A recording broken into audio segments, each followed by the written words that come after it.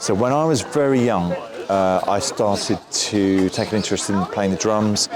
You know, I'd had like a bamboo stick that I'd snapped, and that would be my sticks, you know, so I'd kind of sit and hit on the sofa. And my dad was just so encouraging, you know, always has been. And I think because he was always a music fan, and we grew up with lots of music in the house. And, you know, I think maybe a little part of him would wish that he had picked up a guitar. You know, just, yeah, I kind of just get that thing from him where he really encouraged us so much to learn our instruments and to be, you know, interested in music. And I guess very broad-minded about music as well. And I got to about 15 or something like that when I was playing the drums. And I had my drum kit in my bedroom. And I was quite serious about playing the drums, but you know, it's a real nightmare to have a full acoustic drum kit in the bedroom. The whole house would shake, you know, especially when I would set, you know, like the extra kick drum up, you know, and just sit and smash the shit out of, you know, the light would be the sort of swinging, you know.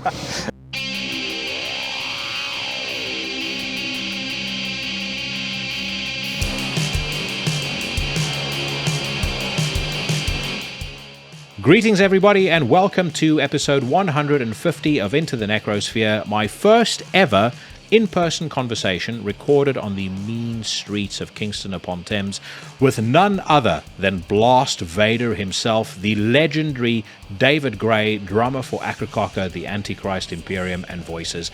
We spoke about all three bands in a wide-ranging conversation that, frankly speaking, if I never record another minute of content beyond episode 150, this is the show that I would want the podcast to be remembered for. So stick around for that. It's going to be coming your way shortly. Just a heads up, because we were out in public, you know, you will get some ambience and some crowd noise in the background, but I have thoroughly investigated the content, and I don't think that it should be distracting in any way. But yeah, great to finally have him on the show. The most requested guest on Into the Necrosphere by no small stretch of the imagination. And I finally got him, and honestly speaking, the conversation could not have gone better if I had scripted it. Coming up straight after that, I'm going to be reviewing the new Strigoi record. Lots of you messaging me over the weekend to say how much you were loving it, so you'll get to hear my candid thoughts straight after my chat with David.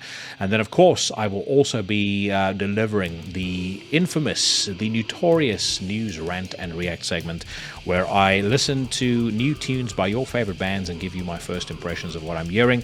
I mull the issues of the day, and we have us a grand old time. So that's going to be coming your way imminently. If you are new to the podcast, this is your cue to smash the subscribe button on your favorite platform. Follow the show on social media, and if you really love and want to support the show, then check out the Into the Necrosphere Teespring store, and also leave me a 5-star review on your favorite podcasting platform. That really helps. If you are not yet doing so, you also need to make sure to be supporting and following my fellow horsemen of the podcasting apocalypse. On a Monday, Brandon Legion brings you Horrorwolf 666. On a Wednesday, Mike Hill delivers the goods with Everything Went Black. On a Thursday, Mike returns alongside his co-hosts Mike Scandado and Jeff Kashid with Necromaniacs. And then on a Sunday, my brother Carl Haikara delivers his Devil Sermon with Solnox. I've actually got a great episode with the two mics of Necromaniacs in the pipeline that I will share the details of once that's done, but I think you guys are going to think that's really fun.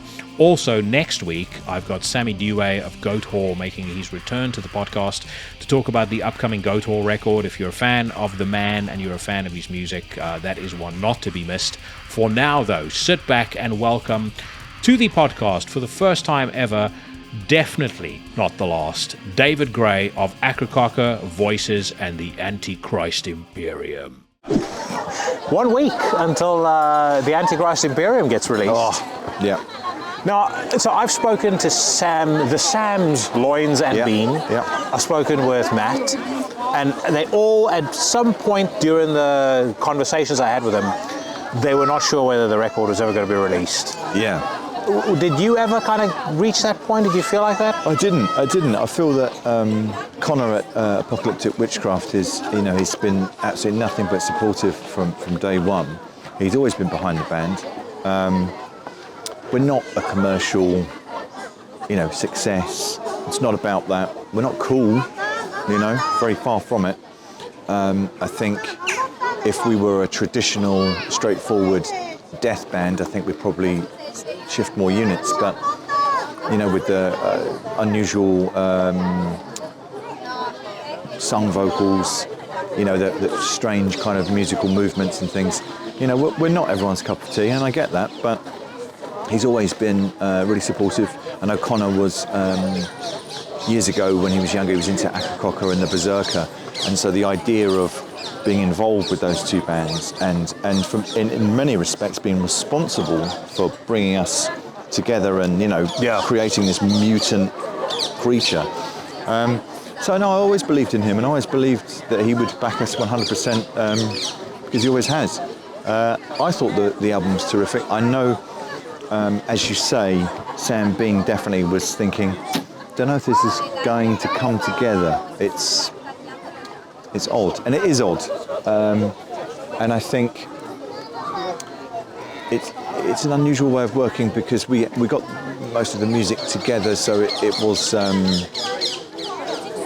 the template, the kind of bedrock of it was there, and then Sam Loynes didn't have time to really prepare proper vocal sessions as we have done previously, so he basically just did the vocals when he could to fit into his work life schedule. So no one else had any input whatsoever, and for me that's usually one of the largest areas of concern. And not because I don't trust his creativity or whatever, but sometimes, two heads are better than one. And sometimes, vocals. I mean, I guess I used to be kind of involved with vocals with Akercocke as the sort of the lyricist, back in the day as well. So we used to. I would create something and then I would take it to Jason. Jason would look at it. Sometimes he would just get his own ideas and just hit that immediately, And other times he would say, "What were you thinking here?" And then I would say, "Whoa, I was thinking this," and he would be amazing. Anyway, so we didn't know what Sam Loynes' vocals would be like at all. None of us. Wasn't rehearsed. Wasn't, demoed. It was literally just go and do the vocals. Is it true? I think it was Sam Bean that told me. It's either Sam or Matt that told me this.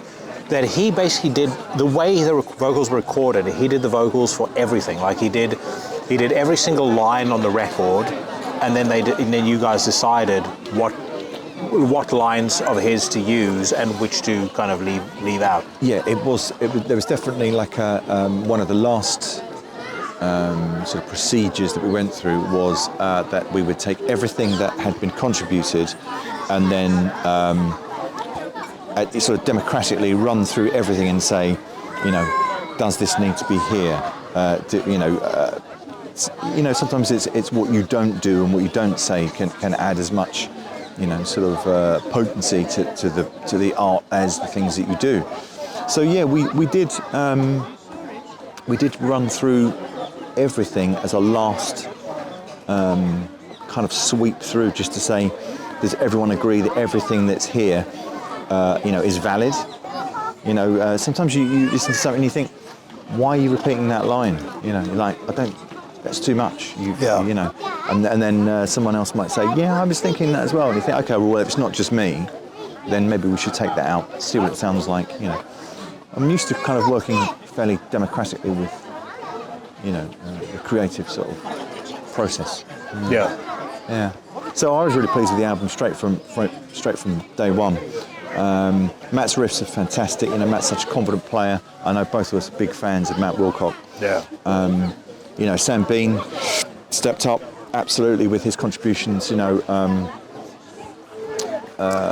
is hitting a vintage point in his career where the what he's doing vocal wise for Werewolves and what he did for Antichrist Imperium is, it's elite of the elite as far as I'm concerned. Definitely. Like the way that he puts rhythm in his voice, the way he enunciates his words, how aggressive he can make things sound, like how much attitude he can pump into something is just fucking fantastic. And he really excelled himself on this record.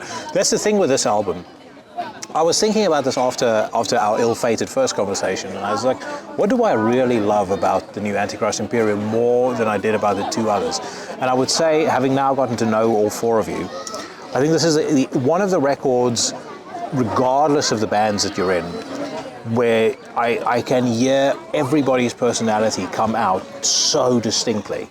Like if you had, if you think about this as like an album mix, and sometimes they talk about air between the instruments and things like that. There's generally air between your personalities, and all four of the members that make up Antichrist Imperium, you really hear their voices coming out of the album. I agree, absolutely. And I think part of the success of that work is the fact that we've given each other enough space to be ourselves creatively, and I guess that's part of the magic. Well, Sam Loynes, again, another guy who, I said this to you last week when we spoke, I think I've said this to him directly, he has more talent than I think he realizes. And you can hear it on display on this record, the way that he interprets, like as soon as I had heard that the way those vocals were recorded, I was like, how fucking musically inclined must you be to be able to interpret those lines in the way that he did, and give them your own personality and give them your own voice, and like, because they take on a whole different shape when he's singing them than what you would imagine they would have been with Sam singing them. Yeah, and I think that's why, for the people that appreciate the project, that I think that's why it works, because Sam Bean kind of just drooling and screaming like a werewolf, and then Sam Loynes with his Roxy music kind of madness, it's really covering a hell of a lot of territory. And just terrific people to work with, absolutely brilliant. Sam Loynes with when we work in voices, his own project Shrines as well, which was old school. Everything he does is absolutely brilliant. I think he's a really talented musician. Sam Bean, absolutely fantastic musician, very natural musician. We've talked before about his cardigans. Still not really acceptable, but this is going back to what we were talking about before. It's like Tom G in Cold Lake, Sam Bean and his cardigans. They're probably not the best career move, but we will forgive them. We will forgive them. He's. I've seen the photos of Werewolves, and he looks like a pretty badass dude on stage now. Sam's great. Yeah. He's got his he's got his hoodie on and things like that. He's looking good. He's done his yoga. He actually inspired me to start yoga. Then I stopped because I not for any other reason than I only have so much time, and it's more important for me to look big than it is to be limber. No, it's an absolute pleasure to work with Matt Wilcock, Sam Bean, Sam Loynes, and I'm really, really proud of that album. When we've talked previously, I've made it clear that I felt creatively I was contributing. The Voices, is a band that I feel I play in that band, but I don't really contribute anything to it. Akercocke as well, we've kind of gone more in a direction that is not really, it's definitely not led by me. Yeah. So it's different. It's different from how it used to be. So Antichrist Imperium was something that really, I think I do feel that it's Matt's band, because Matt is so creative and he is so. It's kind of so relentlessly sort of brilliant. He's just constantly riffs, ideas, this, that, and creatively kind of has a lot of control over the project. And I guess because he allows me to contribute in a way that's just really natural to me, Yeah. Like with artwork and stuff like that, we've talked before about that, and it was, we don't have a debate about what the album cover will be. They just say, what do you think it should be? And then I just go away and, think about that. You came up with your three masterpieces. This again, the unholy trinity of perversion. Connor is definitely again responsible for this, because he's been so encouraging, and he said the vinyl cover, CD cover, and the cassette cover. I just that was just an idea. It's like maybe they should all be different, and he was like, that's a brilliant idea. Let's do that. You know, so that's quite unique in itself as well. And it's just a really healthy, creative sort of environment that we've created. So, yeah. Well, here's also something that we had touched on, and I think it's important for people to know this, because for me this was a really fascinating thing that you mentioned, is that unlike a lot of other bands or other musicians where you get the riffs given to you as a drummer with a click track or with with programmed drums already on, and you were told play that. Yeah.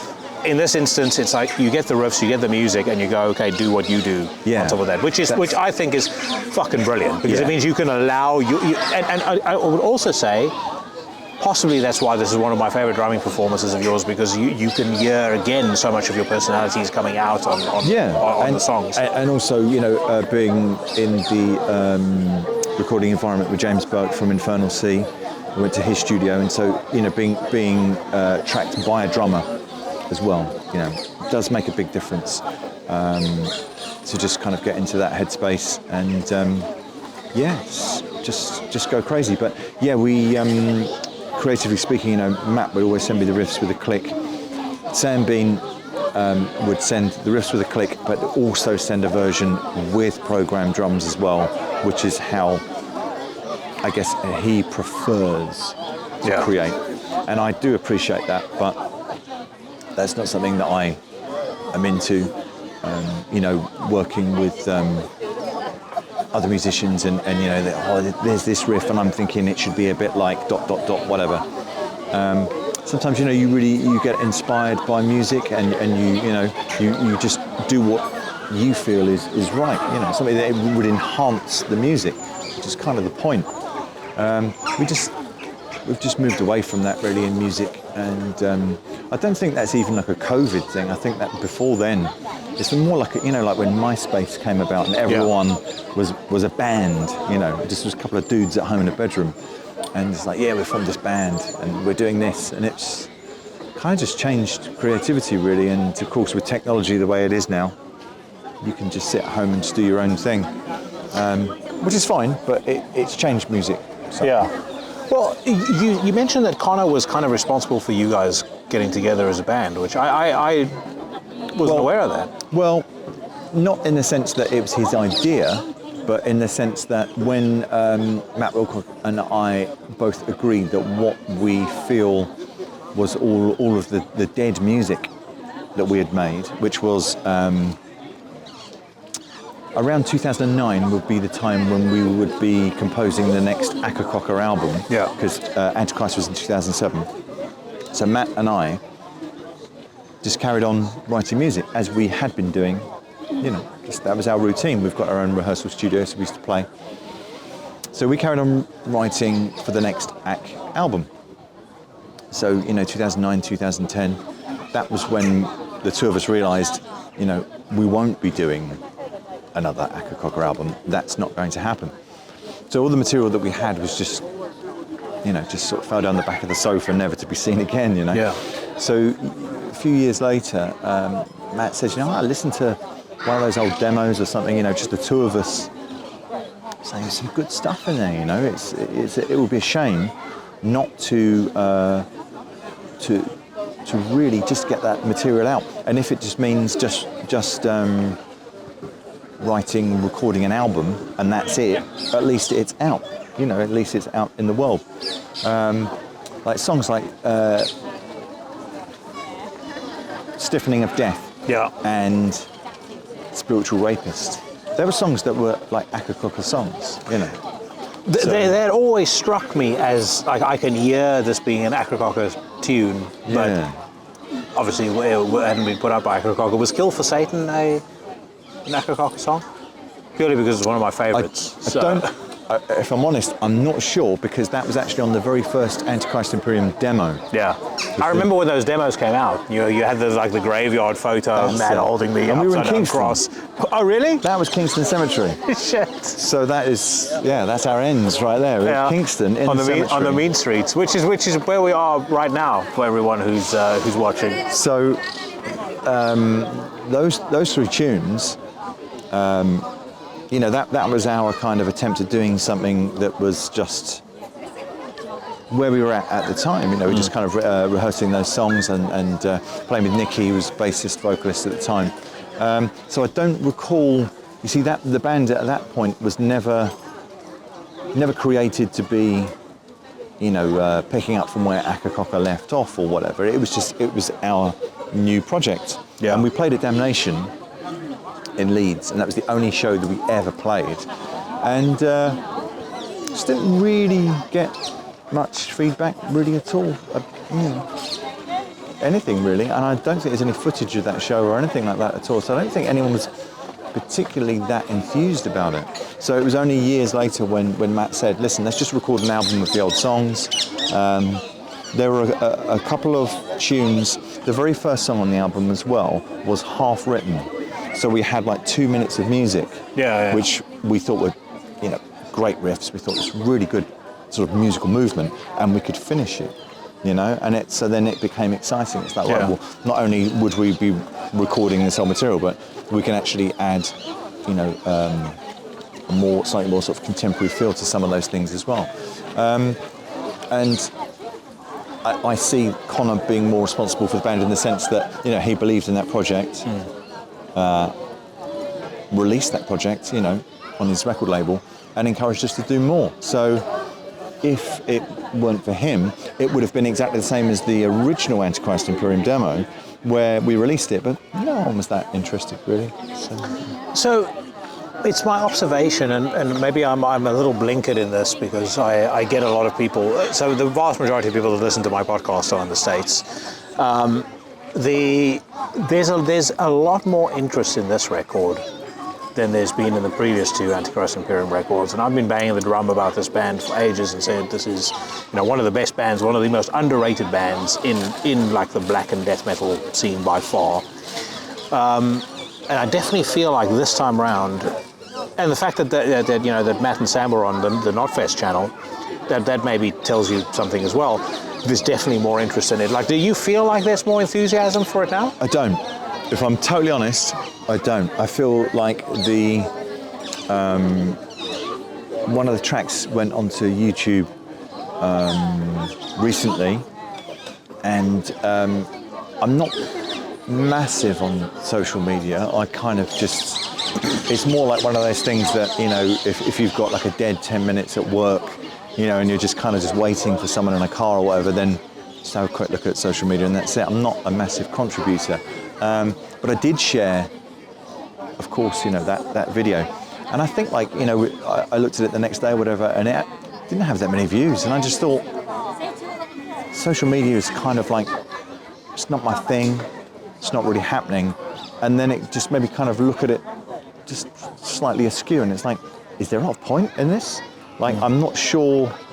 Whereas maybe a few years ago, you know, sort of Facebook and Instagram and things like that were slightly more relevant. And so nowadays it's like, well, Connor won't have thousands of pounds to put into an advertising budget. Yeah. You know, to tell who, I don't know, but to tell anyone, you know, wow, there's a new album and, you know, we really believe in it and we really think you should hear it. I feel that it's more of an artistic thing, you know, like with the Voices album that came out last year. And, you know, it's a good record. I like it. I think some people have written to me and said, it's definitely the best one. I'm not sure about that. But, you know, again, it's just an album that's just kind of come and gone, you know? And I'm not saying we do it for success. And, you know, we're not, because if we were, we wouldn't be making that kind of music. We'd be trying to write something that people would be interested in. You know, we're so stupid that we still haven't got it after like 20 years that if we make some records that people might want to hear, actually make some money, it might be good, you know? Yeah. Nah, let's just make some records that... Let's just make some grim shit. Yeah. But anyway, no, the Voices album kind of came and went. That I believe in the Antichrist album and it means a lot to me, but I don't know. I mean, I would be surprised if we're still talking about it this time next year. So we're talking about it on this podcast, and so Connor let me actually be the first guy to play an Antichrist Imperium song, and the response I got was fucking great. I mean, like people from all over, Canada, the States, You know, and I think maybe you don't see it as much because you don't pay as much attention to social media. But you know, people from other bands, you know, contacted me like, "Fuck, this is great. This is really, really good." You know, I think I definitely know Mike Hill of Tombs was like a big fan. We spoke about Antichrist Imperium on an episode he and I did on his podcast where we were talking about like modern black metal and saying a lot of the old guard that writes off, you know, the new stuff that's coming out, aren't paying attention. You know, highlighted your band as one in particular. I think Nars Alchemeth of Ecclesi, he's a big fan of Antichrist Imperium. So you guys have a lot of fans. I think maybe sometimes those fans aren't as vocal.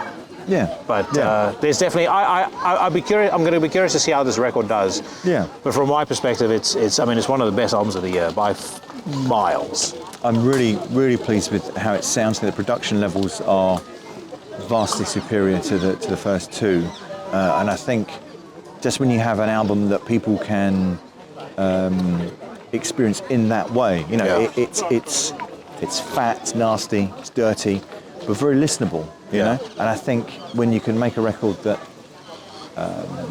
can be sort of communicated in that way, I think, you know, more people will be interested. So I hope it's something that people will sort of share and get into. But you know, it's not why we do it, I guess. Really, you know, we do it because we're idiots. Well, that's the thing. You have to make music that is authentic to you as a. You do. As an artist. Like I talk about this an awful lot. Whatever you bring out has to be an authentic expression of what you want to project as an artist, no matter what it is. Otherwise, it just sounds like, you know, everything Slayer did after Divine Intervention, arguably. It sounds like you're doing it because people expect of you to make that kind of music, and there's nothing inspiring about that. No, I mean, I've never really been particularly in that kind of headspace. Really, I've always wanted to just make music that is important to me, and it's kind of stuff that I would want to listen to.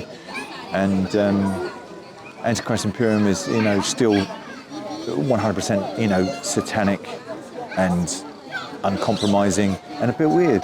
Yeah. You know? And that's what I would want to listen to. As I was about to say, as it should be. The album covers, just circling back to that, how long have you been drawing for? Because I know you've done quite a few covers. You've done covers for Antichrist Imperium, for Voices. You've got you've developed over the years an extremely distinct artistic style. And I know you also did a comic book as well. Yeah, still do. I still do comic books. Oh, really? Yeah, I still do like superhero comic books.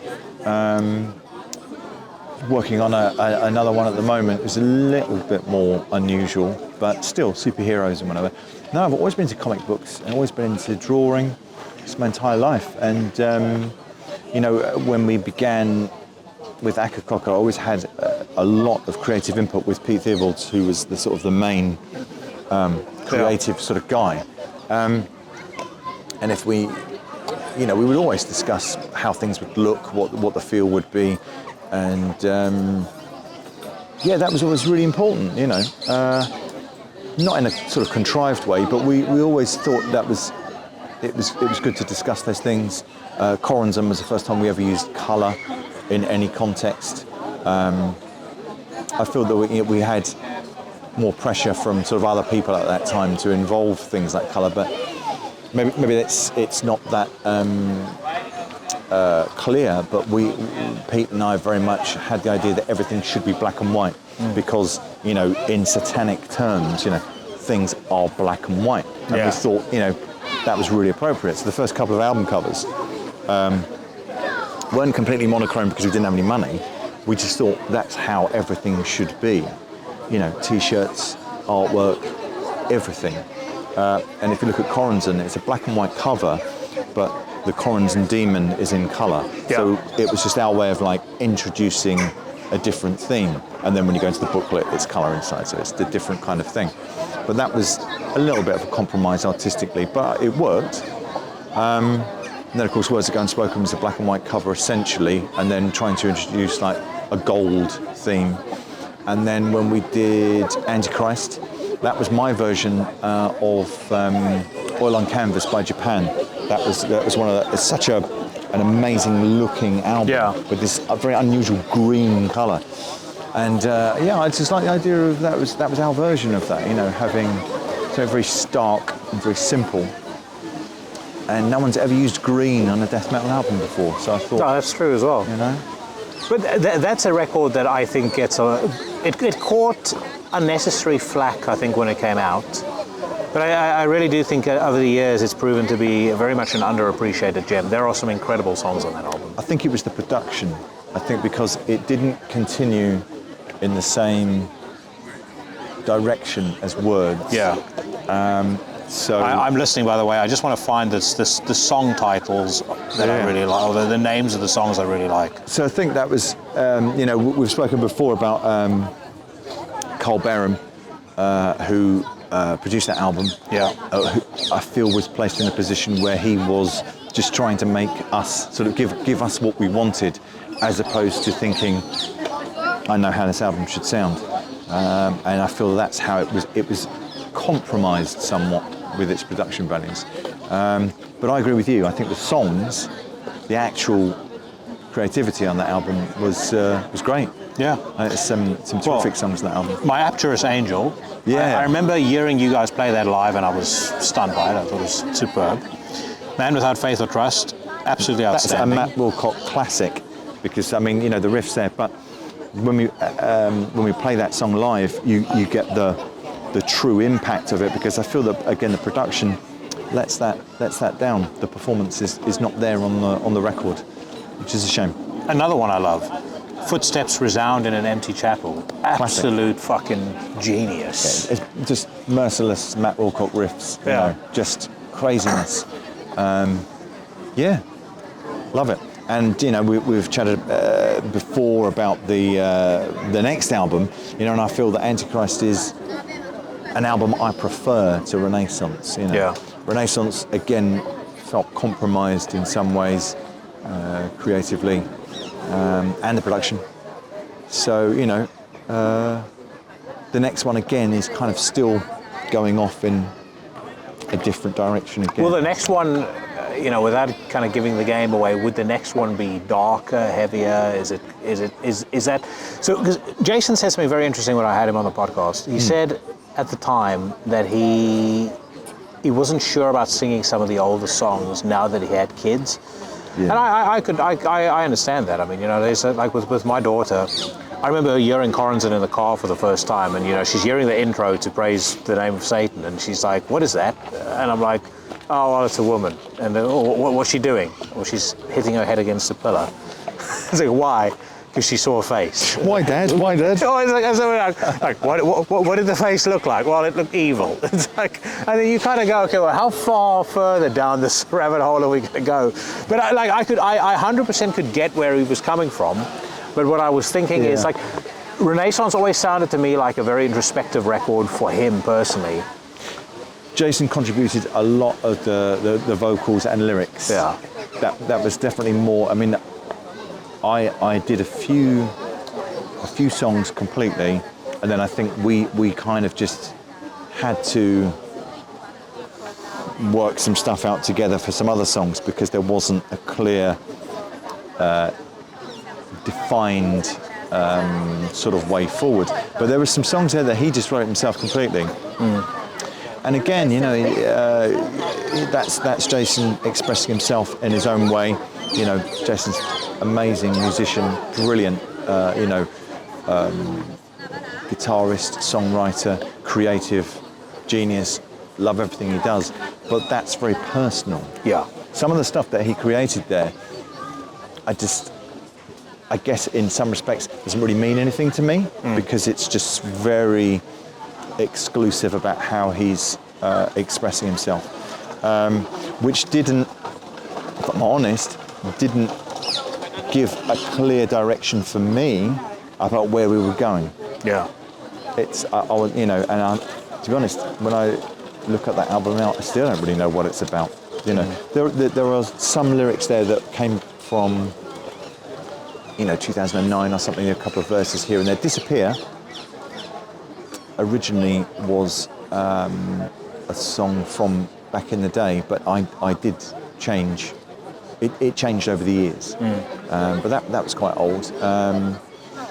But yeah, it's, I guess, with Jason talking about how he felt uncomfortable with some of the older material, I guess it's because, when we were younger, we were so hungry and so crazed, and we're very much living, we've talked about this before, living that lifestyle, very much so, that sometimes, you've got to be honest, we're different now.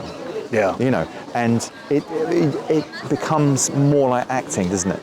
Because you're saying, when I wrote this, I was mental, and so now I'm pretending to be that person. Yeah. And it's kind of disingenuous kind of approach to performance. And I think, Jason's just very honest about it. When we first discussed about coming back together, it's like, I'm not sure how I feel about screaming about Satan. I'm in my 40s with children and whatever, and it's like, it means something different now. And it's like, yeah, it does. Because we were different then, and that doesn't mean it's not completely valid and the records don't stand up, because they were, very sincere, and I think that's why people like them.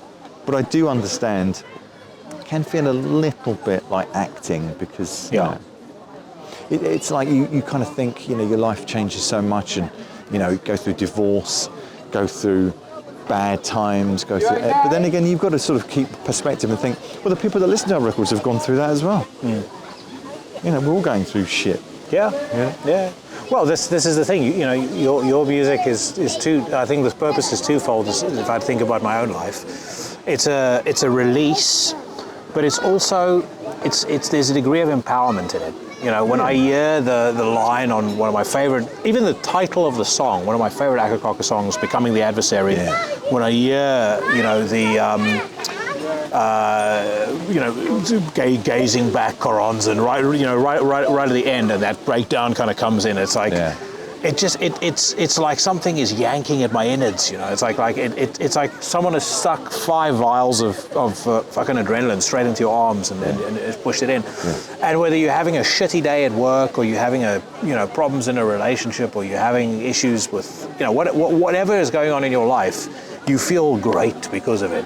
And even though the Satan thing, for me, the thing I was going to ask you about that, like the satanic element to what you guys did, it really felt to me like the definitive rebellion. Like when they talk about Satan as kind of like the Lucifer being the rebel angel, it really felt to me like that kind of rebellion, but in the smartest and the most tasteful possible way, if that makes sense. Because rebellion to me was like wearing suits on stage instead of wearing what everybody else was wearing. And rebellion was presenting yourselves the way you were presenting yourself, whether it's artwork or whether it's music, whatever the case may be, in the way that you were. Even in interviews, I remember that interview that you guys did on the Antichrist tour with those fucking lunatics in Belfast. Yeah. But I mean, the way that you guys handled that, you could have pulled we can name any number of people here, but you could have pulled one of...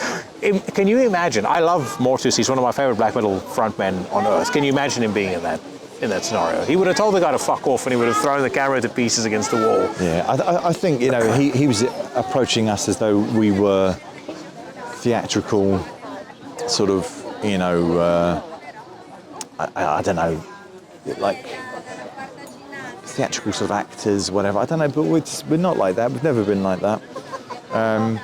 And, what's so good about Satan? You think, what does that mean? And he's got Satan.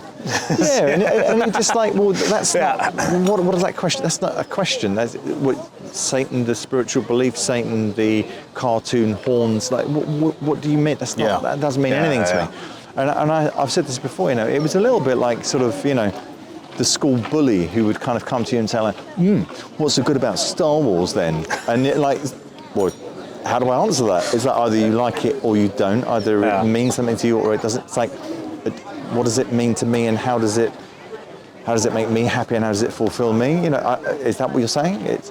So we were really, I guess, dumbfounded by that whole thing, and the microphones that we had, and the sound kind of system, whatever. Everything we said was repeated immediately after what we said. So as soon as you started to speak, you couldn't hear what you were saying. there was like a delay and an echo on what they were saying in the studio.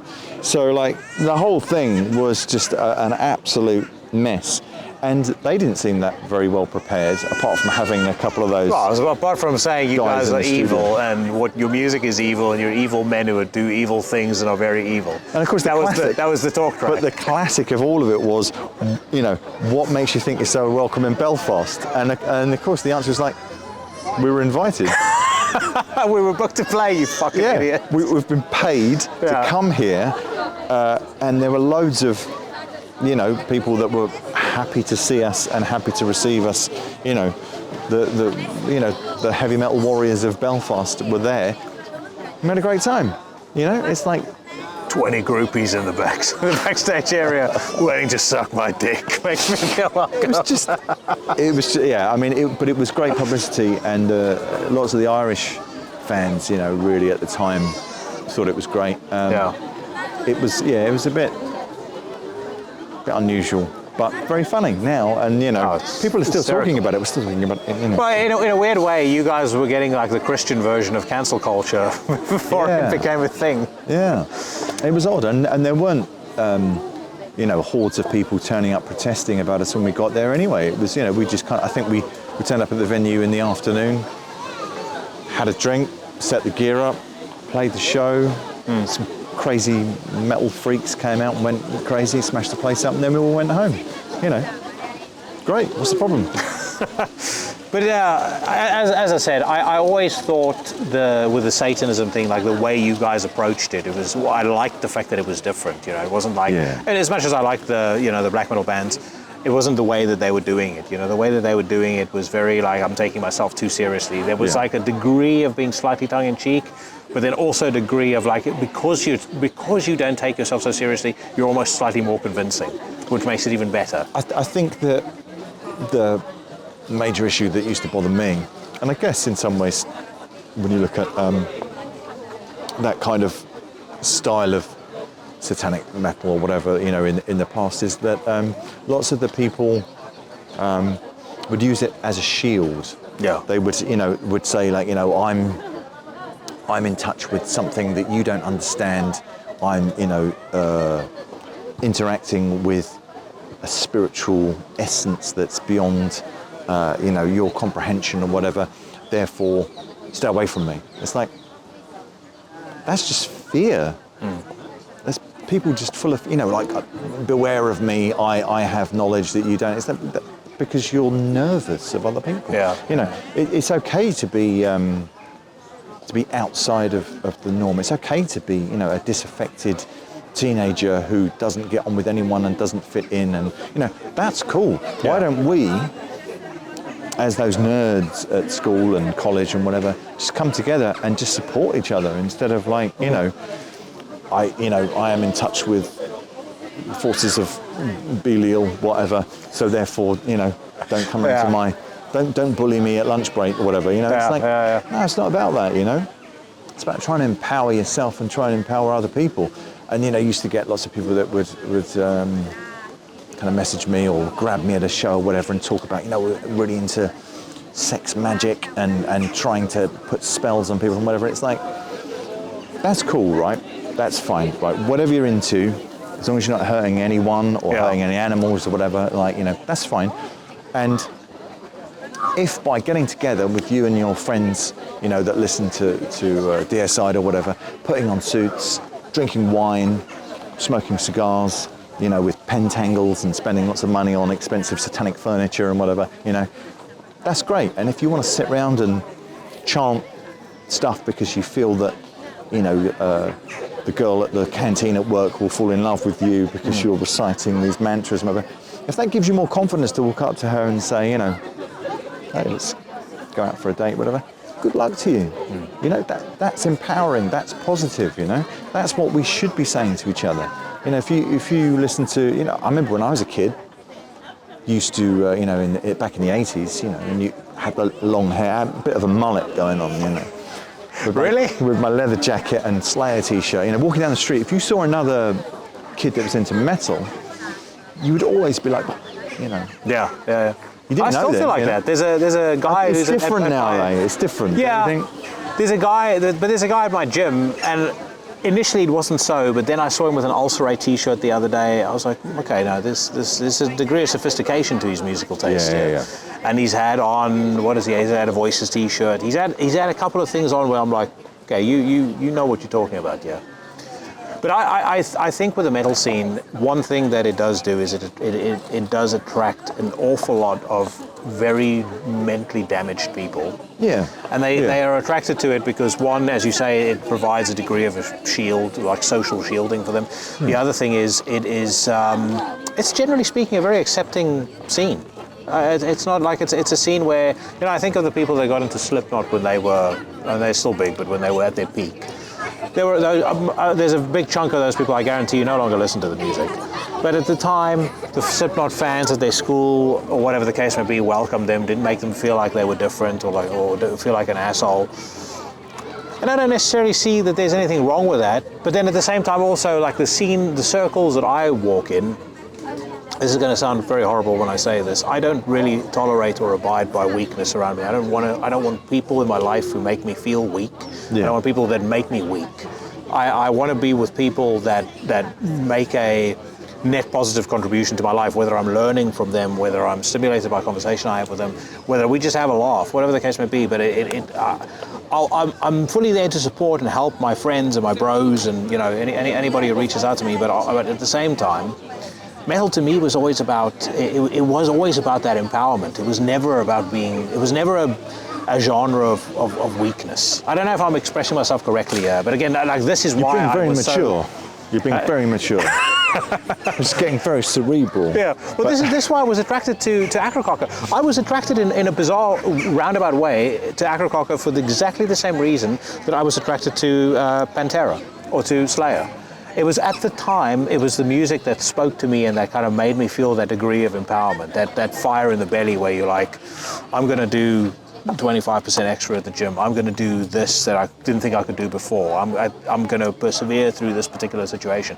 When I was at school with Slayer, Pantera, I'm going to, when the next time the bully comes up to me, I'm going to fuck him up. I think Akercocke maybe appealed to me more because I was older at the time, so there was a different connection there. But it was a connection based on the same principle. Yeah, no, I get that. I think people that usually are sort of enthusiastic about Akercocke were usually people that would listen to other styles of music as well. Yes, yeah. I think we talked about that before, that it wasn't always people that were just into metal. I think there are people that listen to other kinds of music that have us at the sort of, in their iPod or whatever, we're at the most extreme sort of part, and they like other stuff as well or whatever. But yeah, it's an unusual kind of demographic, and as you say, we kind of do attract those kind of damaged, unusual types as well. And we did it like a Channel 5 news thing years ago.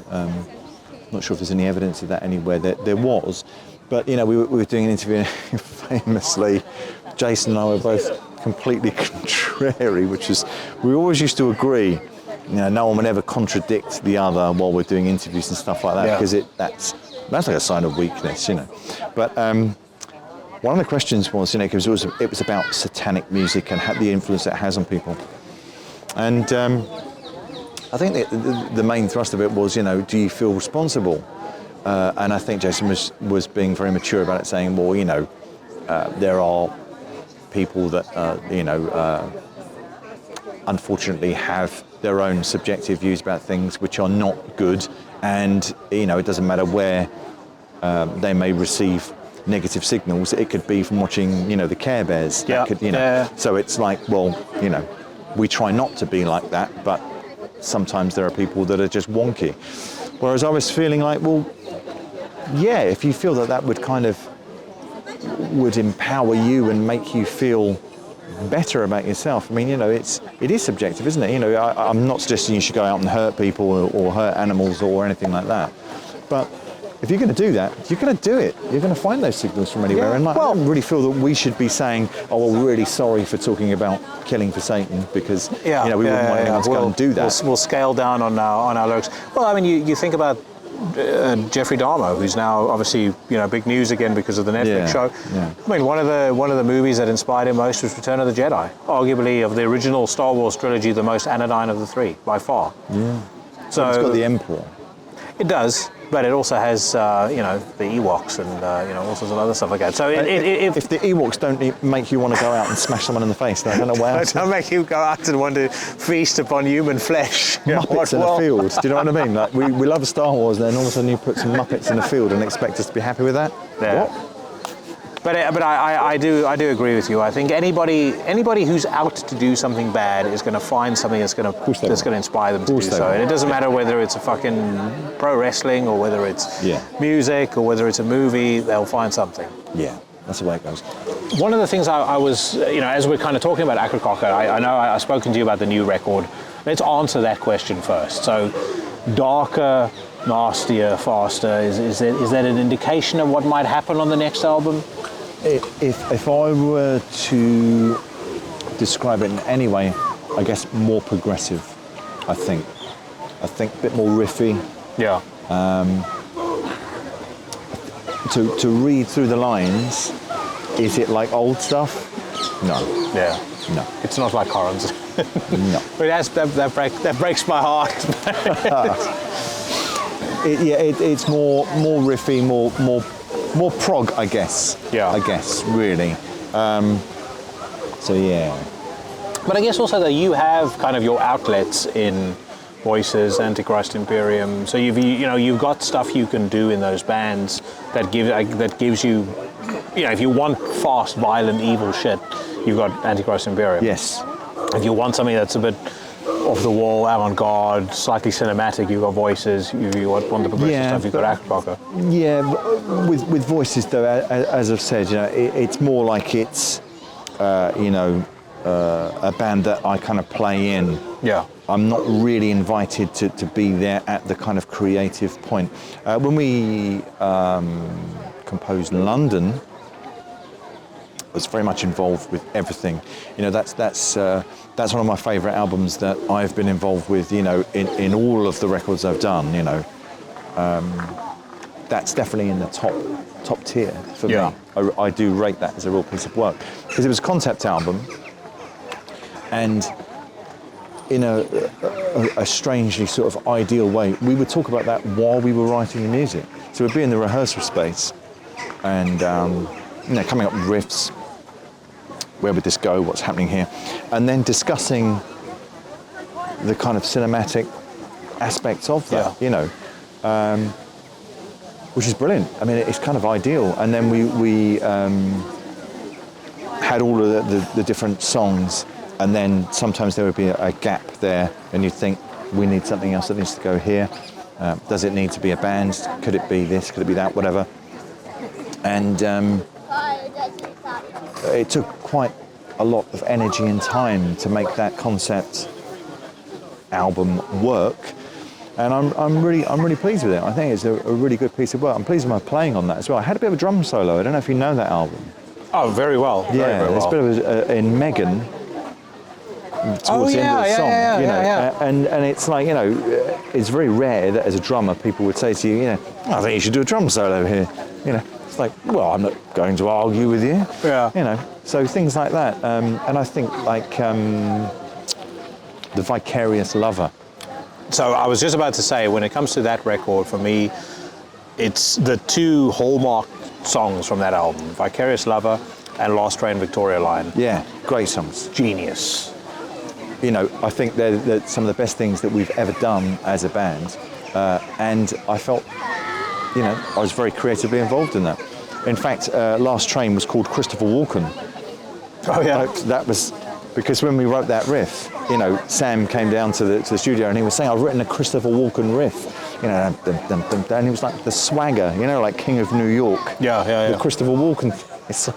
It's brilliant. And that was just something we had there. We worked on it. And then created that environment of that song, what it's about, the themes, whatever, and that mad jealousy that is one of the underpinning themes of that album as well. I think that's one of the best things that we've ever done. It's incredible. And I mean, the lyrics are also genius. Like, did you spread your legs for him the way you do for me? I just thought it was really emotional, you know? It is, yeah. And it's something that we can all kind of relate to. It's it's a very natural, very human thing, you know? Yeah. It's like that consuming feeling that you get. And again, that's something that I think when London came out, I was in the throes of something quite similar, which is why I think that record appealed to me so much. And I've since, I've got different views on how to approach similar situations again. But it's also part of the growing phase. But I love that record. On that note, I know you've mentioned Go to Mendes, for example, is like your favorite Akercocke record. Yeah. What are the records you've been involved in that you're most proud of? Like if you think about the David Gray legacy, what are the ones that kind of, if you had to put the top 3, top 4 to say that's what I want to be remembered for? Yeah, I think that's it. With Ak, Goat of Mendes really has, the real, it captures the spirit of the band at the time. Everything, we wrote all of the songs together. Very, very creative at the time. We recorded the album together. Martin Bonswell was the keyboard player and front of house, and he engineered and produced that album as well. Pete Theobald's designed all the cover.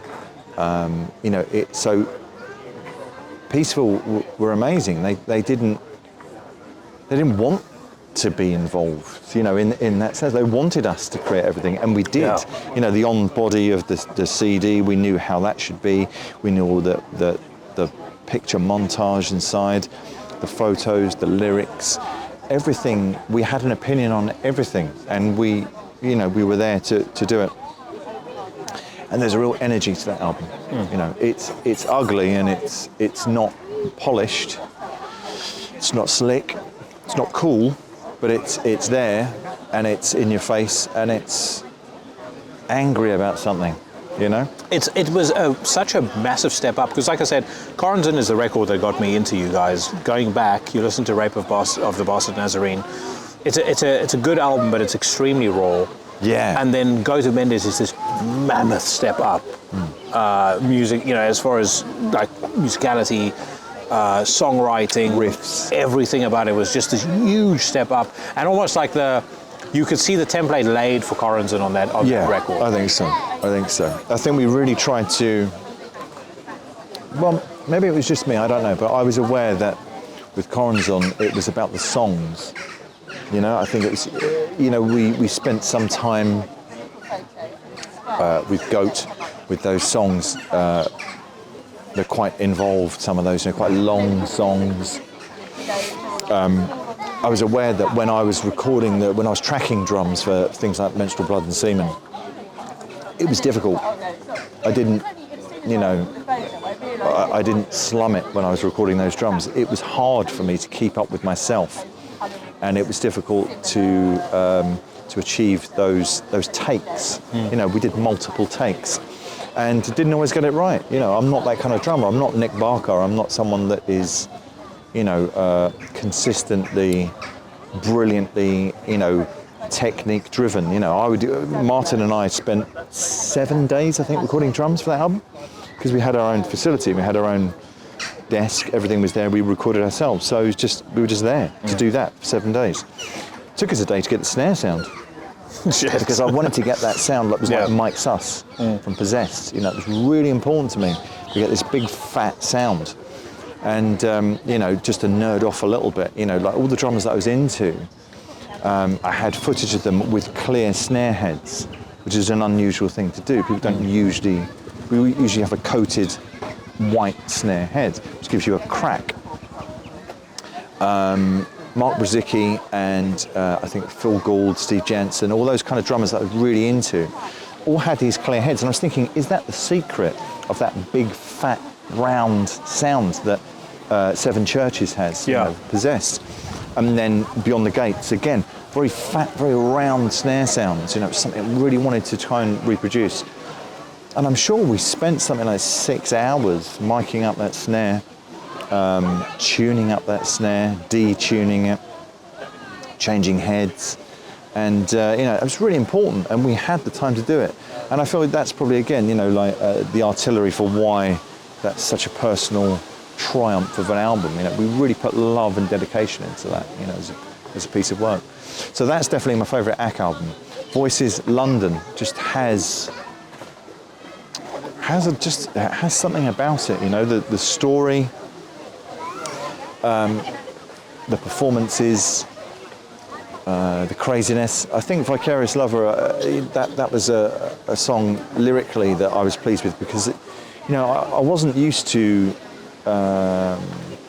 writing music or lyrics that weren't about Satan. It's true, Yeah. And I felt that was one of those times when it's like, yeah, I'm proud of that, and it's not about Satan. And it's like, maybe I can do that then. And it was you that wrote the lyrics for that song? Vicarious Lover, yeah. Okay. Wow. So there were a couple of other songs on that album as well I did the lyrics for, contributed bits and pieces to.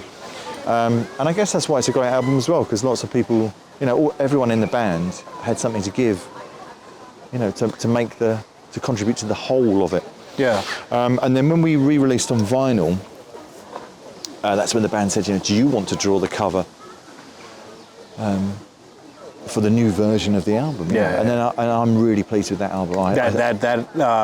That art that you drew for that was beautiful. Just like stunning. The stilettos, whatever. Yeah, absolutely stunning. Very simple, very stark, and I thought that's what it needed. I was very pleased with that. Yeah. And then Antichrist Imperium, it's got to be the latest one. It's got to be the new album, because it's got all the impact that good production values.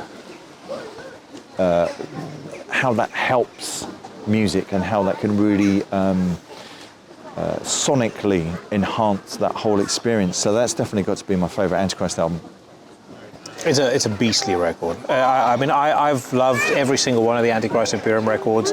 Every year that they came out, they were my favourite albums of that year. This new one to me is just...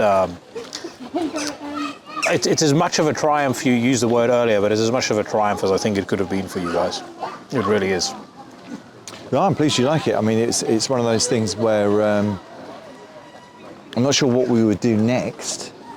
You kind of, when the album's there and it's done, and you feel very, very happy about it. But I think, as a creative person, you do kind of think, well, where's this going? Because we've kind of taken things up a level. There's more consistent high-speed blasting and craziness.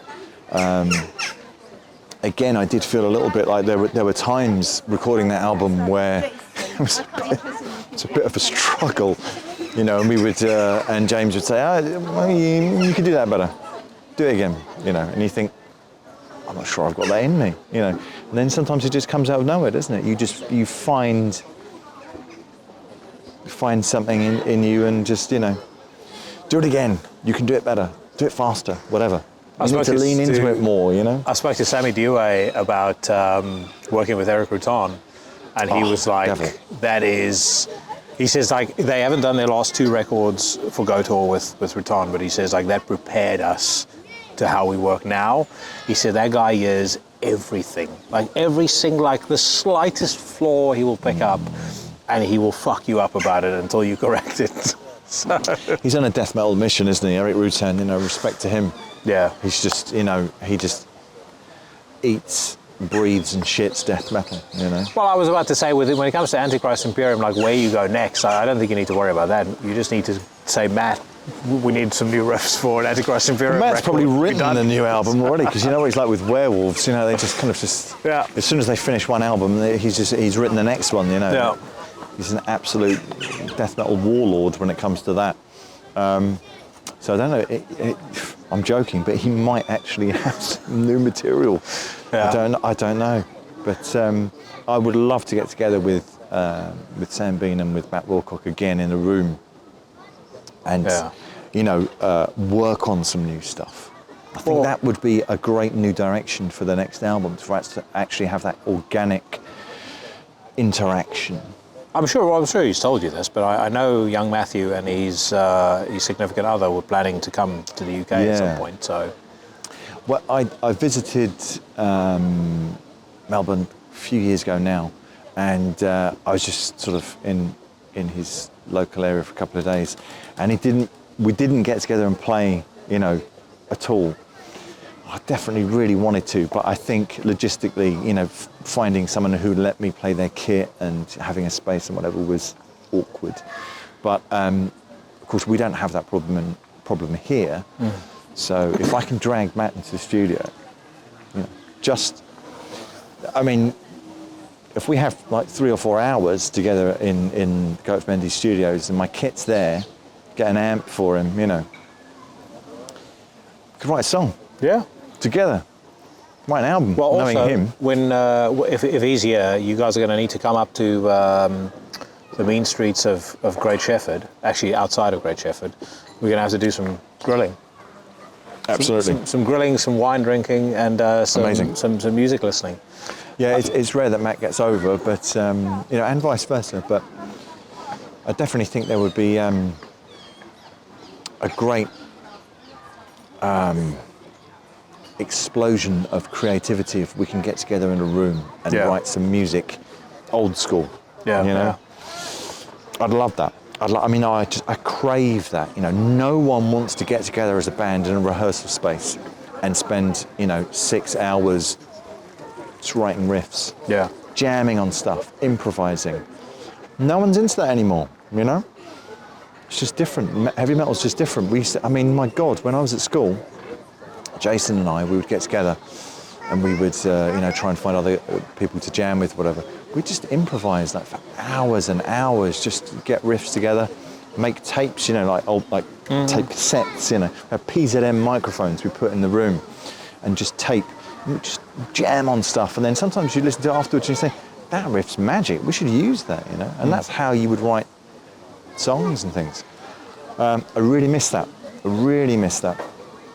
But music's different. You mentioned earlier, with a record like London or the new Antichrist Imperium, you kind of found you chasing yourself drumming wise. Yeah. So you decided to then do some drums for one of the fastest bands on the face of the earth, Anal Nathrak.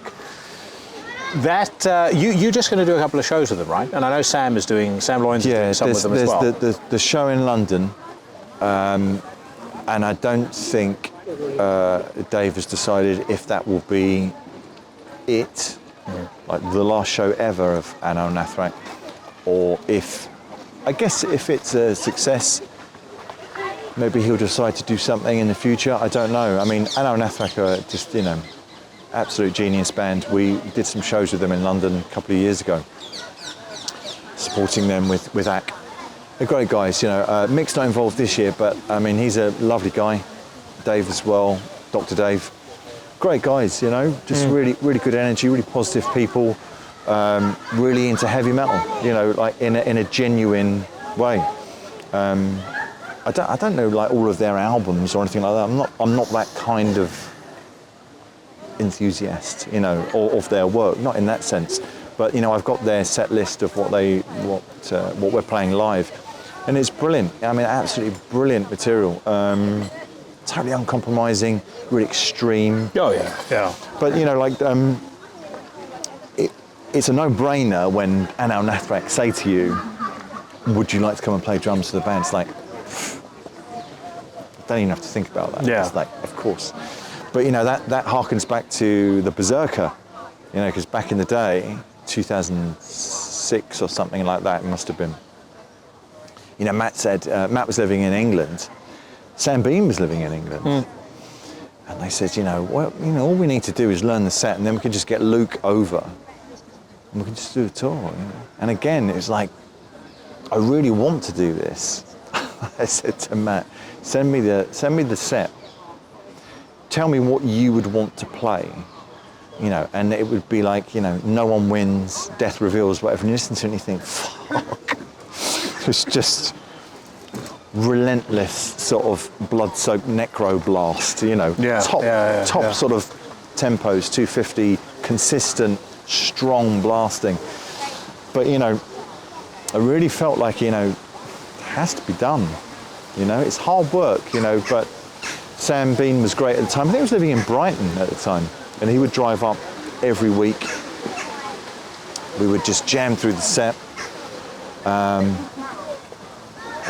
it was brilliant. You know, we toured UK, we toured Australia. It's a really good experience. I mean, the Berserker are just so crazy, you know, the idea of the distorted kind of madness, full tilt, full speed.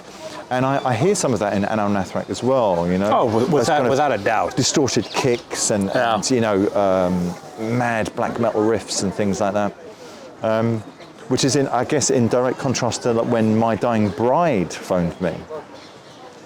You know, Hamish phoned me up and said, our drummer's fallen down the stairs in a tour bus or whatever it was and broken both his wrists, or, you know, some madness. He was like, listen, we've got all these shows, like a summer of festivals booked. I don't suppose you could, you know, help us out. And first gig I played with them, some crazy black metal warrior came up to me and he was like, this is overkill, bruv. Like, you know, why have they got you playing drums in My Dying Bride? You know, it's like, can you even play that slow, you know? Because they asked me to play for them, that's why. No, they're a great band. I think My Dying Bride are brilliant. I mean, I know the classic stuff. Yeah. But in a similar way, you know, it's a similar challenge, you know? Because with My Dying Bride, the difference was that they would have, you're going to play this riff 8 times, and it doesn't sort of resolve itself.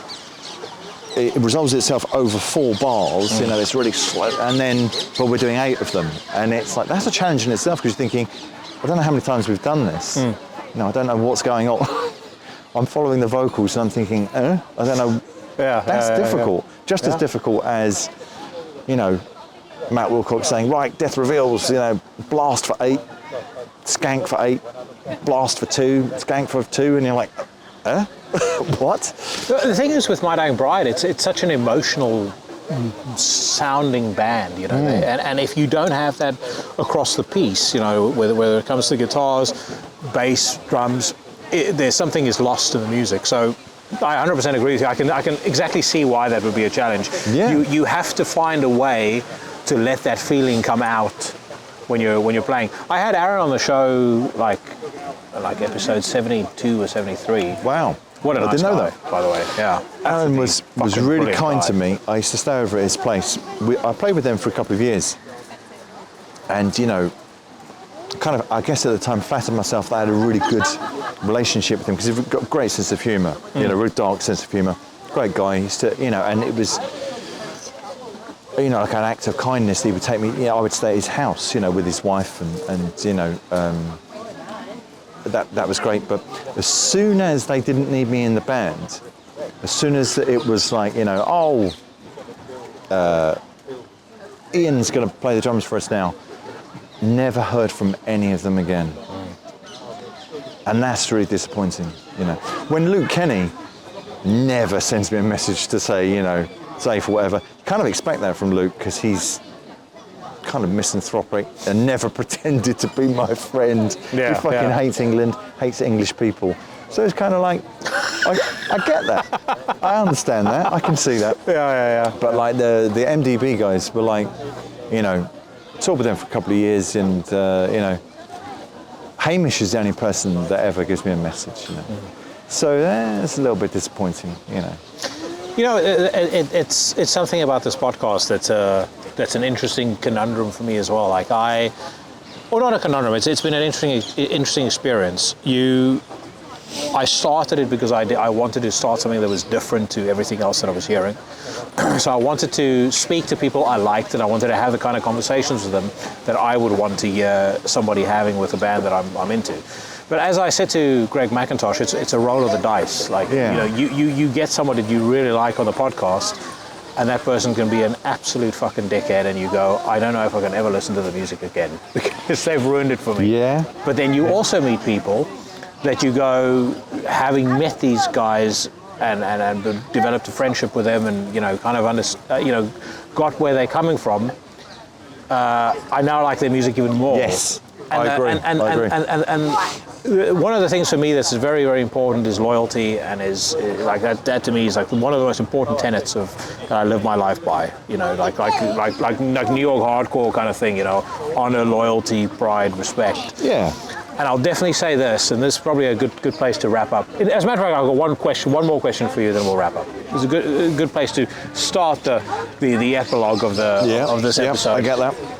I think, and I'll say this as a compliment to you, having met you, the Sams, Matt, you guys are without a doubt some of my favorite people in this scene. I appreciate that. And in many ways, it's like why I got into the scene to begin with. Like there's all of the values of the things that I loved about metal when I got into it, like you guys embody, and I think that it has made me enjoy your music even more.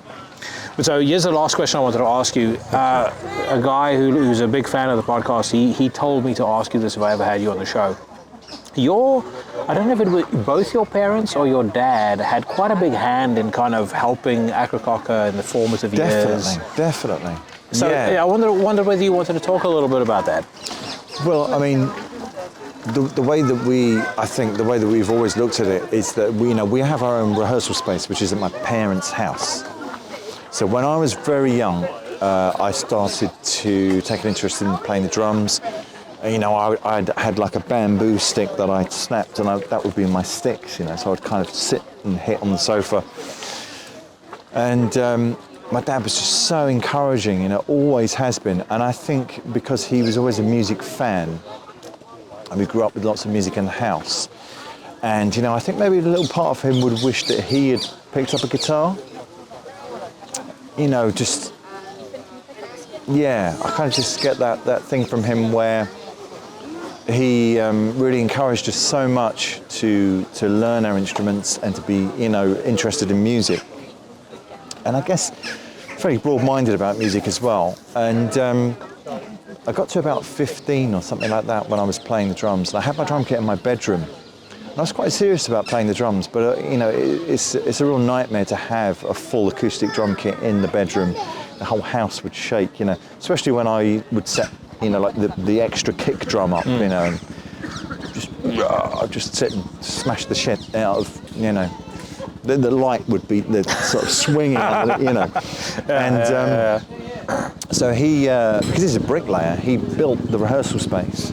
So he went to it took, a big area of the back garden and just built this soundproofed sort of environment.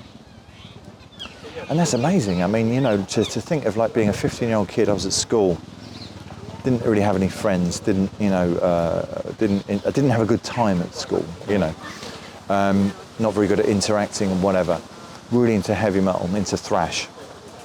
And I had my drum kit. And then I had that environment that I could just play as much as I wanted to and just express myself in that kind of way, and that's absolute gold, to have your parents that just were so understanding. And we used to jam with lots of the local musicians. We did lots of people locally that would bring around their amps, and we just all night, Saturday night, set up the amps and just improvise riffs and just stuff. And I really felt when I was younger, the best way to be a good musician was to learn to play lots of different types of music. And to get involved with, different approaches to music and all those kind of things. And I played with lots of different people, lots of different styles of music, lots of different things. And I just thought that was the best way to be a good musician. And that's when I met Jason, and we started to play together. And that, when you think about it, it's so lucky to be in that lifestyle where we used to go to school in the week. Friday night, Jason would come over, just sleep in my room, on a camp bed, and then Saturday morning, we'd just wake up and we'd just write shit metal songs all day. That was our life, and it seems really idyllic when I kind of look back at it now. But there's so many kids that you talk to that record all their stuff at home, program the drums and all the rest of it. And you think, that's great, but we were we're just doing it old school, you know, like old traditional metal. We, you know, drum kit, guitar, a tape cassette, 4-track, the original Lords of Mayhem demo, you know, which famously, Jason, we used to bounce down the track, so he would, you know, track the guide riff, and I'd be there playing as fast as I could, you know. It sounded a bit more like Bathory back then. It was, it was quite crude, I think, is a good way to describe it. So I'd just be playing as fast as I can. If you think we used to listen to Under the Sign of the Black Mark, like from beginning to end, you know, and then just try and play something that sounded a bit like that. And Jason was tracking his guitar solo at the end of the song, and we had like strip lighting in the rehearsal space. So he had this old Mockingbird, this BC Rich Mockingbird, and you know, really in the zone. We got the lights down, and you know, satanic warfare. We were committing to tape cassette, you know, playing as fast as we can. He's gone for his solo. It's the most Quorthon sounding solo that he could possibly come up with. And as he's on the, you know, the final sort of flourish, lifts the guitar up, you know, in you know, that kind of fashion, twats the strip lighting. It's come down, you know, just sort of just collapsed all over him, and we left it on the recording. We just thought, that's genius. So you can hear the last kind of notes of the solo, and then you hear something going on that just sounds really unusual. That was the strip lighting exploding as he riffed us into Armageddon. I'll try and convert that to digital at some point, you know. Oh, you have to, mate. Lords of Mayhem, I mean, it's probably still the best song we've ever written.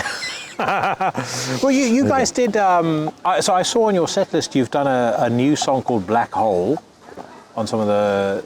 That's the working title. Is the working title. Yeah. And I saw you also were going to do a cover of Kill Again. That's right, yeah. Which is great.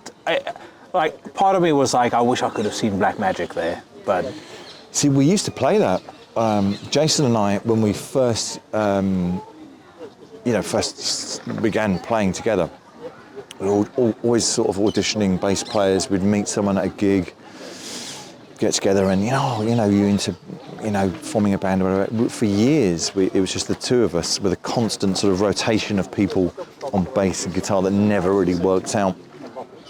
Black Magic was one of those songs because it was so sort of basic. It's only like 4 riffs in the entire song, but we used to jam on that a lot. Oh, it's basically a It's a great song, you know. I mean, you can't beat those old classics. I don't do traditional heavy metal so much myself. So for me, like the old thrash is, I guess, some people's old Judas Priest or whatever. I don't know, But that old stuff is gold to me. 100%. Yeah. Brother, thank you so much for your time. Careful of my hand because it got mangled. I was about to say, I won't hurt it too much. Like I said, if I were there, this skull ring would have been imprinted on the guy's forehead. See, Jack, if you were there, you would have mangled that dude instead of me mangling my hand. But there we go. All good. No, it's one of those things, mate. Every sport has its injuries. Absolutely. But I'm so fucking glad we finally got to do this. And if this piece of shit didn't record properly now, I'm gonna lose it. You're gonna hear the screams coming through. It'll reverberate across. Third time lucky? Potentially. Who knows?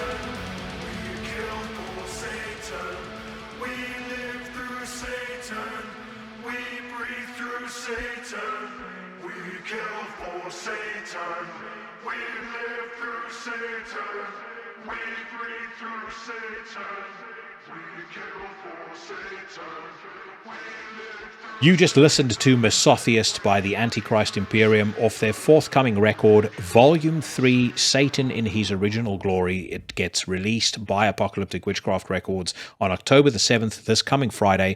Make sure that you check it out. And when you do go and buy yourself a copy or you buy yourself some merchandise, then you let them know that it was old Jackson at Into the Necrosphere that sent you. A huge thanks to David for coming on the show. I hope you guys enjoyed listening to that as much as I enjoyed recording it. He will definitely be back on the show, and I will say once again, the werewolves / Antichrist Imperium folk, without a shadow of a doubt, some of my favorite people that I have met in the music industry. And talking to David, I just left that conversation being an even bigger fan of what he does than I had been previously. So I will park it at that, lest I sound a little too gushing. But I truly am extremely proud of how this came out. Let's talk now about some new music, and I want to have a quick chat about the new Strigoi record, Viscera, which was dropped by Season of Mist this past Friday. Obviously, I had Greg McIntosh on back on episode 144. I still get really good feedback for that episode, and unsurprisingly so, because he's a great dude. And I think with Valenfire and Viscera, he has proved that not only is he an exorbitantly talented musician and the man responsible for some of the greatest, moments in Paradise Lost's discography, but he can lend his hand to the darker, more brutal shit as well.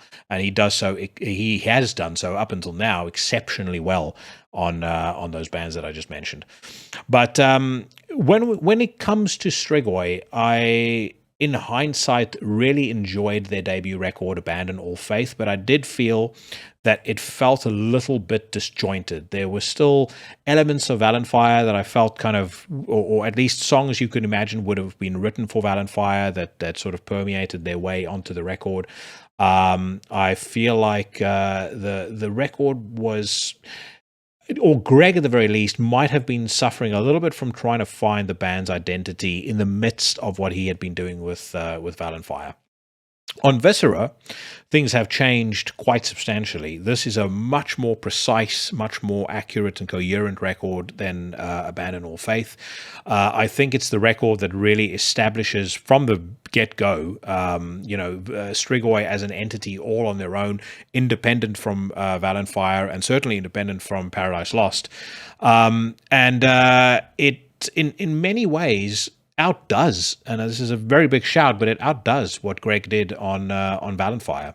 Especially if you like your music a little bit darker, a little bit moodier and denser. I would say musically, what you hear a lot of on Viscera are songs that have more in common with a track like Splinters of the second Valenfire record than necessarily the first Strigoi album.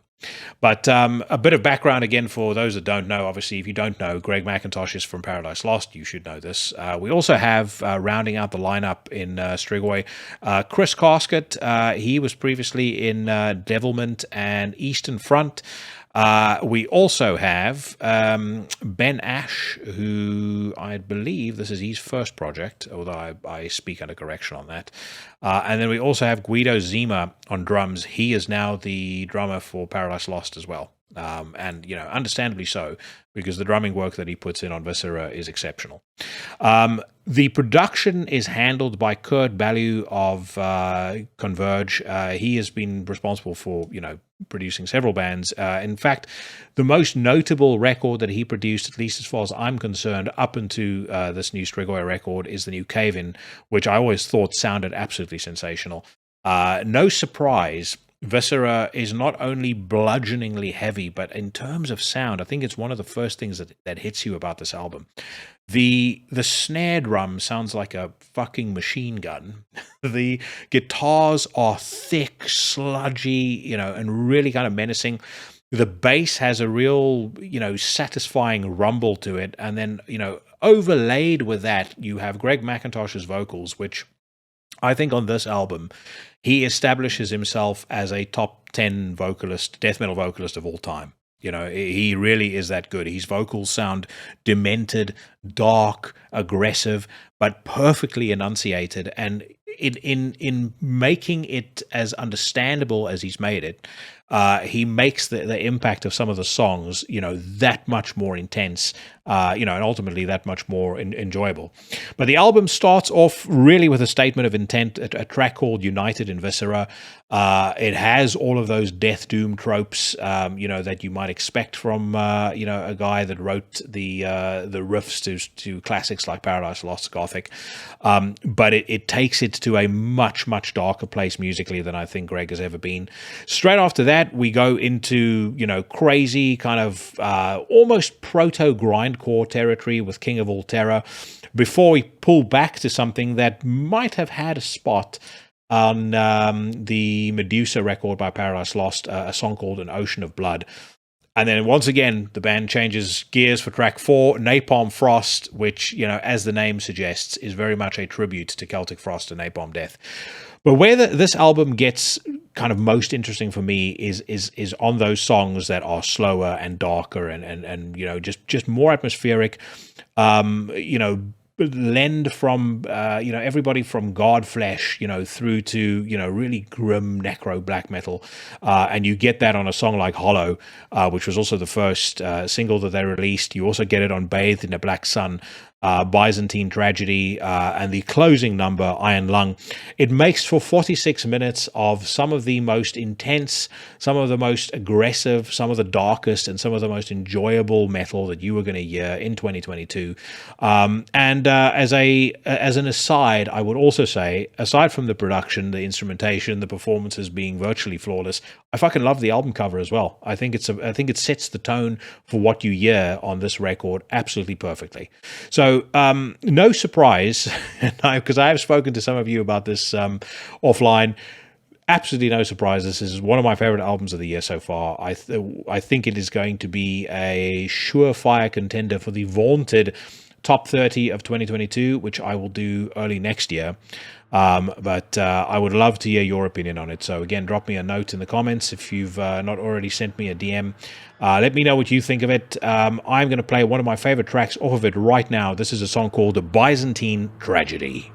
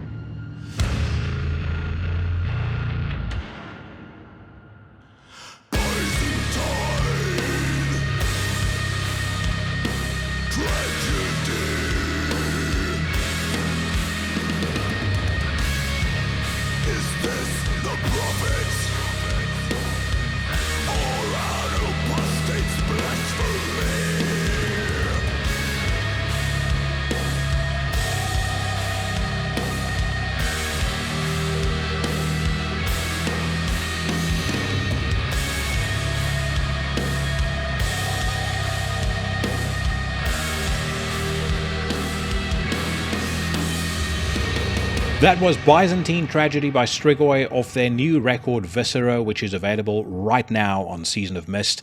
I have to say, I should have mentioned this in the review, but kudos to Katie and the Season of Mist crew for, I think, creating a lot more hype around this record than the Strigoi debut had on Nuclear Blast. And it's not to denigrate the folks at Nuclear Blast, I just kind of feel like maybe Season of Mist is a more natural home for these guys. But either way, you need to do yourself a favor and get a hold of this record if you haven't done so already. And if you do buy yourself something, then let them know that it was old Jackson at Into the Necrosphere that sent you, and tell Greg that he's more than welcome to come back on the show at any time. All right, folks, let the cowards run for cover. The weak hide behind their mama skirts, because no mercy will be shown as I dive into the latest headlines on Metal Storm, listen to some music, and set the world to rights on my weekly news rant. First headline on Metal Storm grabbing my attention: Veilburner premiere new track. Some of you may recall I had listened to 2 Veilburner songs on the news rant segment. Really liked what I'd heard, and I actually went back to that a couple of times and re-listened to those songs and thought that they were both absolutely excellent. So I have been rather excited about their upcoming record, VLBRNR, which is going to be released on December the 2nd via Transcending Obscurity Records. Repulsed by the Light is the 3rd song being revealed from the album, following Lo, Heirs to the Serpent, and 6 Vulgar Incantations, or VI Vulgar Incantations. Either way, I'm going to shut the fuck up and let us give this new track a listen and see if these guys can maintain the momentum.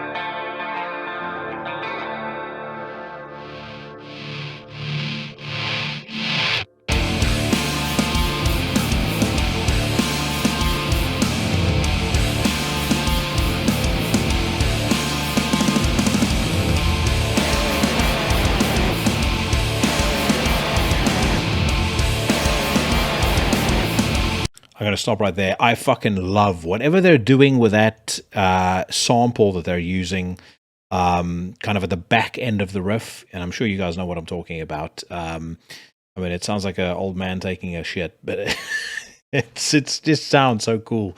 It fits in perfectly to the song. The other thing that I really like, that clean intro, clean intros can go one way or the other, but when they're done well, they're brilliant, and I think this is excellent.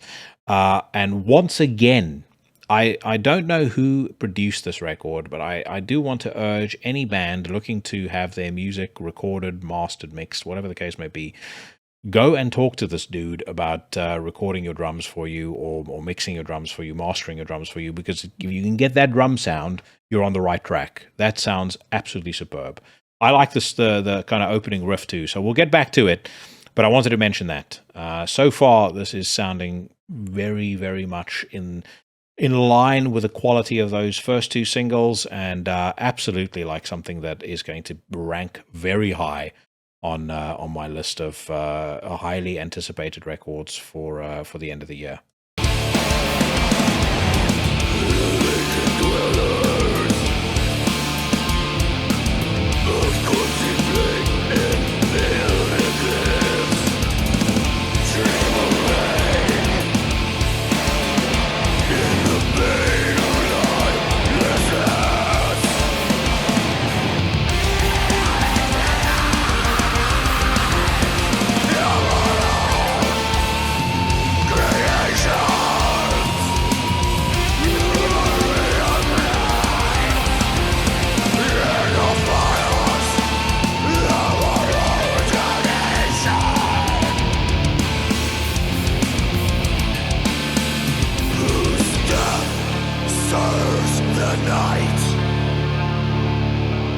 this is fucking brilliant. This is better than those previous two songs. They still have that Inquisition type guitar effect going, which I love as well, because it's a bit like listening to Inquisition without the guilt. But it's superb, absolutely superb. I don't know how else to describe it, but I hope you guys agree. I think that's fucking excellent. I'm gonna have to see about getting the Veilburner gang on the podcast, because I am massively impressed with what I just heard there. Okay, let's move on. Therion have released a new video for Marayen Minar. It is taken from their upcoming album Leviathan 2 to be released on October the 28th via Nuclear Blast Records. Not going to bother, because I will definitely say, when it comes to Therion, I liked a couple of songs on Theli. I liked a couple of songs on Voven. Lemuria, Sirius B, that double album that they made. There were a couple of tracks on there that I really liked, but they've also been a band who in recent years have churned out nothing but garbage. Unlistenable garbage, to be perfectly frank. So I'm not gonna inflict it on either myself or on you. I'll tell you another band that only churns out unlistenable garbage, and that is Sabaton. Swedish power metal panzer commanders, as it's said here, who have shared a new lyric video for their song Father, taken from the recently released Weapons of the Modern Age EP. Why this band gain the amount of acclaim and plaudits that they do is absolutely beyond me. I have yet to hear a single track by Sabaton which I would give more than a 1.5 out of 10. Everything about it, they're like Volbeat. They're the Volbeat of power metal. And I don't necessarily like power metal, period. But the cheese, the cringe that they inject into it is just not. It's just not for me. Maybe there's some people that like it. They're also probably the same people that think that Avatar and Ailstorm is great. They're probably the same people that think that the movie Avatar is great. Those are not my kinds of people. So that's my take on Sabaton and why I'm not going to bother listening to that shit. Next up, we've got renowned public masturbator David Ellefson, of the newly formed band Ellefson Soto, who's released a new lyric video for The Reason, taken from their upcoming debut, Vacation in the Underworld, that will be released in Europe via Rock of Angels Records on November the 11th, 2022. I'm curious to hear what this sounds like, just because most things with Ellefson fascinates me ever since I've had him on the podcast. But, I don't know about Rock of Angels Records, though. That doesn't sound like they would host the kind of music that I'm into. I frankly am expecting the worst, but as I said, my curiosity has gotten the better of me, so I'm pretty sure it's gotten the better of you guys too. So let's give it a spin.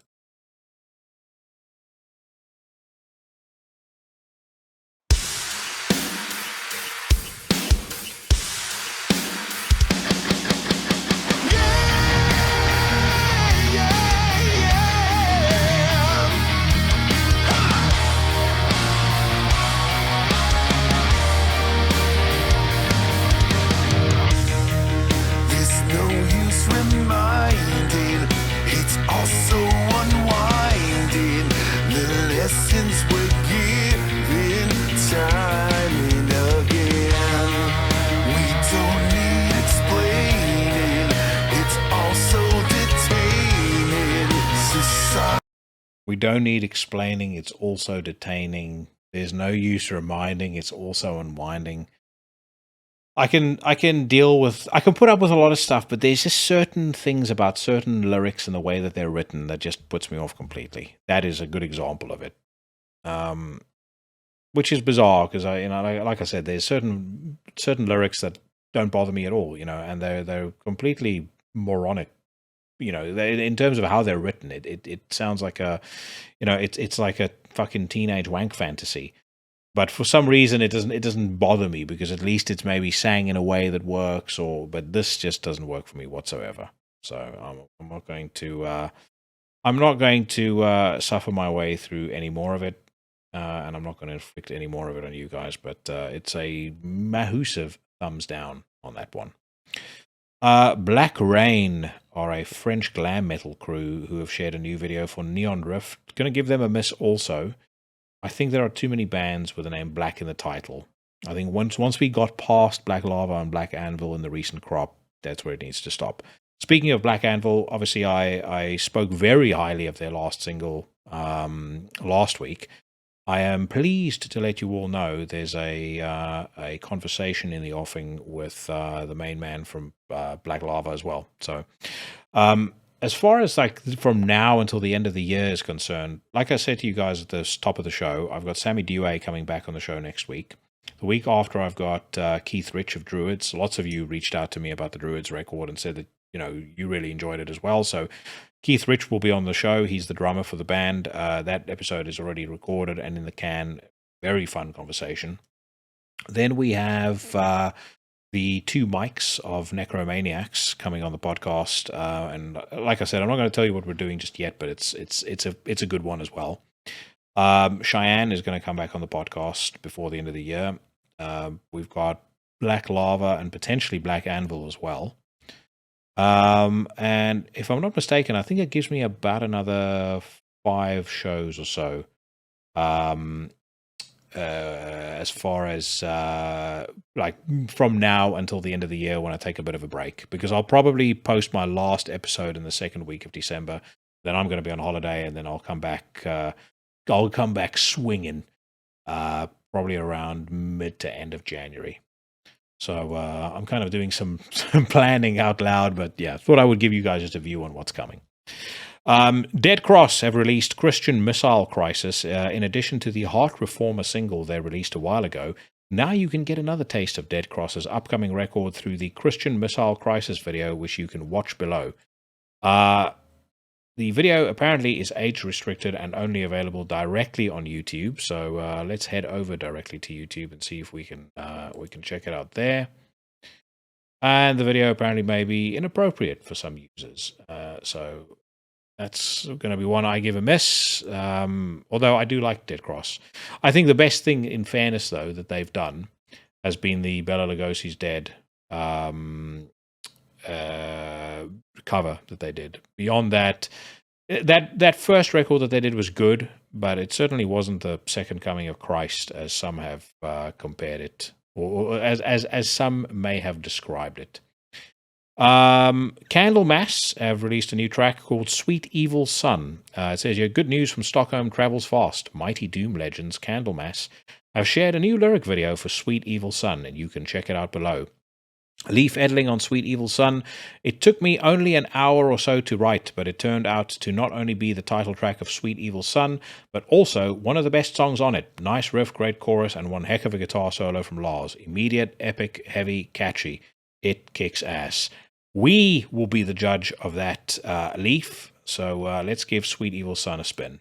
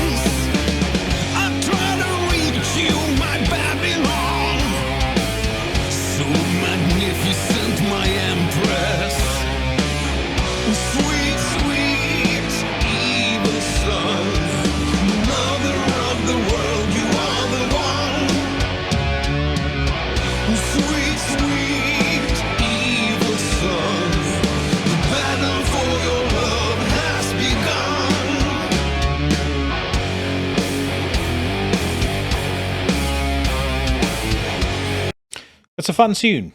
Tune. it's yeah, I like it. I was kind of sitting thinking there, is this the kind of music that Ghost would be making if they didn't sell out to the man? Possibly. But yeah, what I hear there, I would say, I mean, would I call it heavy? Not really. It's catchy, definitely. I like that riff.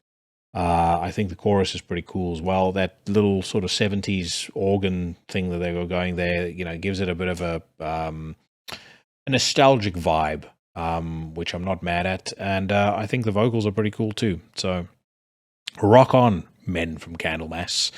Will it be very high up on the list of records I'm excited about between now and the end of the year? Probably not, but I will. I'll certainly check it out if and when I have time. There's so much stuff that I still need to go through because you guys keep on sending me recommendations. I've had a ton of recommendations again recently of things that I wanted to check out. So, yeah, it's gonna have to happen when it happens. As far as me listening to that. Let's see what else. Vector posts a statement addressing allegation. Now, I spoke a little bit about this last week, and let's go into the news story. It says here, Vector have had quite the odyssey lately, being dropped less than 24 hours after being signed by Century Media Records due to the backlash that came as a result of main man Dave DeSantos getting accused of domestic assault. Though these was little in terms of in-depth explanation from David previously, recent events led to him posting a video statement which you can find below, along with a transcript that was posted alongside it. The transcript seems reasonably lengthy. Do I want to listen to the whole entire speech? Not really. But I will say this. I have actually heard it, so I think that's partly why I'm not in the mood to listen to it again. It's becoming a little like an episode of The Fresh Prince of Bel-Air, where they host a house party, and then they end up in, it ends up getting a little out of hand. They end up in court, and, Will Smith is up against his uncle, Phil, and they go back and forth with their different versions of the story, essentially describing the other as Satan incarnate and them as, the Archangel Gabriel. And I do kind of feel like I'm in the same boat that I was in last week, where in the back of my mind, I'm thinking, how long until DeSanto is provided the same level of absolvence as Ozzy Osbourne, Nikki Sixx, Tommy Lee, Vince Neil, Axl Rose, and a host of other people who have been responsible for, really vicious attacks on their spouses? What does he need to do in order to, be absolved? Will he ever be absolved? And that's a separate conversation to, really speaking to how we apply, I think, our moral standards. And again, you guys know my thoughts on domestic abuse. I have a daughter. If anybody assaulted her, it's straight to the crocodile pit, as far as I'm concerned. But one thing that I would also say, and I have seen the video as well that David's ex posted, and it does look pretty bad, to be fair. But I will say this, and possibly this is going to be a little bit controversial saying this, but there are as many toxic men as there are also some very, very toxic women. And there are women that would be toxic enough to, not only attempt to ruin relationships, friendships, estrange you from family members, but they'll be toxic enough to ruin your career. And I know that because I've experienced that firsthand. When I was a young blood, my first long-term relationship out of school was with a narcissist lunatic who I was with for 4 years. In hindsight, should have been with for 4 minutes, but I was also 17 years old at the time, and through various misplaced loyalty and mistaking lust for love, I stuck around with this imbecile.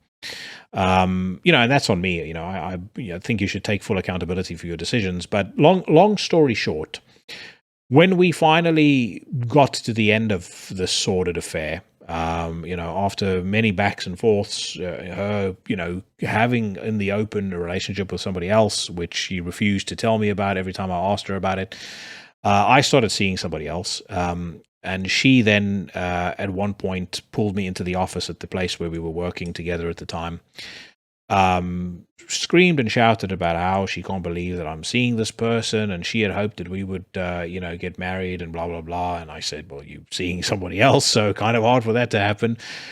She then did the most bizarre thing, and I'm sharing this in the, interest of full disclosure. She hitched up her skirt and she said, are you telling me that you would give up this? And then kind of pointed to herself for that.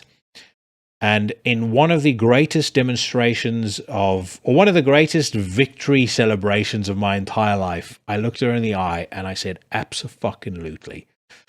At which point she absolutely lost it.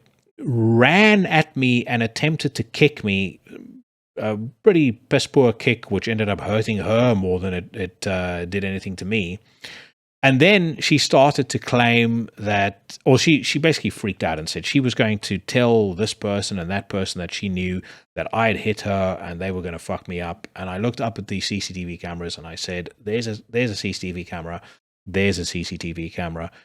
You go ahead and say whatever you want to whoever you want. And that was the last time that we ever spoke. And I would love to tell you that I, didn't make many more mistakes with other toxic bitches.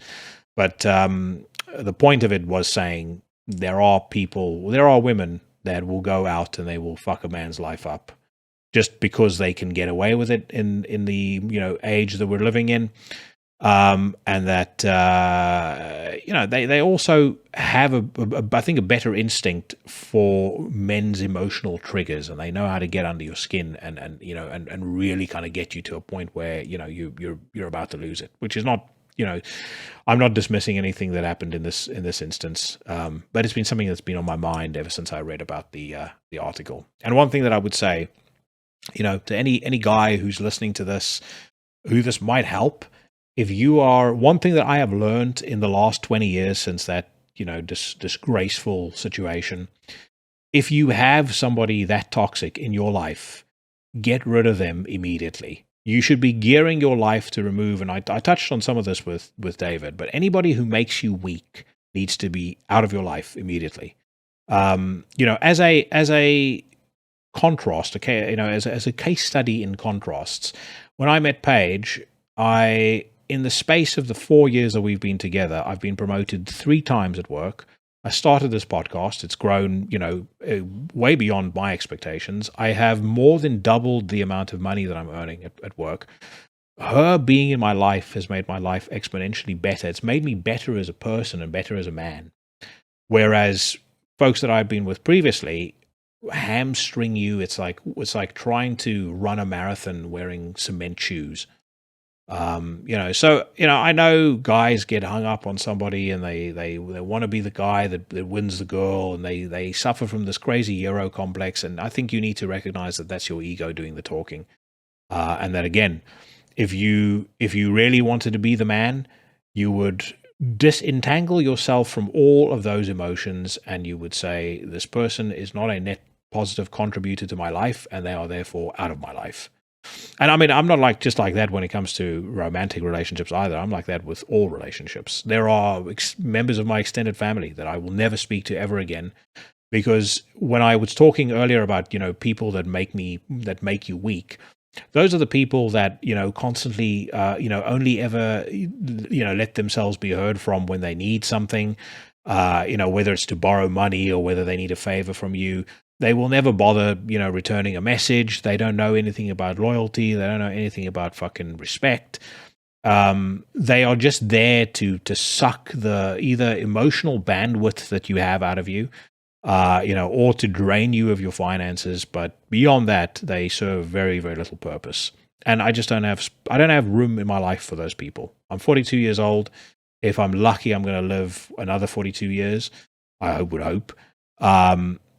I would much rather spend my time focused on, some of the folks that I've met doing this podcast, whether it's people that listen to the show or whether it's, people that I've met, when I record conversations, or with, some of my other friends. I've got friends that I've known.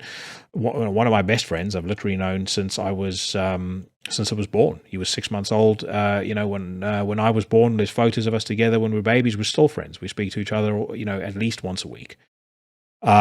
Those are the people that you invest your time in, because those are the people that are going to have your back when the shit goes down. Those are the people that when you need something in the dead of night, you can pick up the phone, you can call them, and you know you're going to get an answer, and they're going to come through for you in the clutch. Those are the ones that stay with you stronger than oak, and the people that you should appreciate. And as far as time and love and things that you have to invest in human beings, that's what you should be. Those are the people you should be investing in. Not the fucking leeches and the bottom feeders and the narcissists and the scumbags. And that's, it's true whether you're a man or a woman, I guess. But I can only speak to my own experience as a man.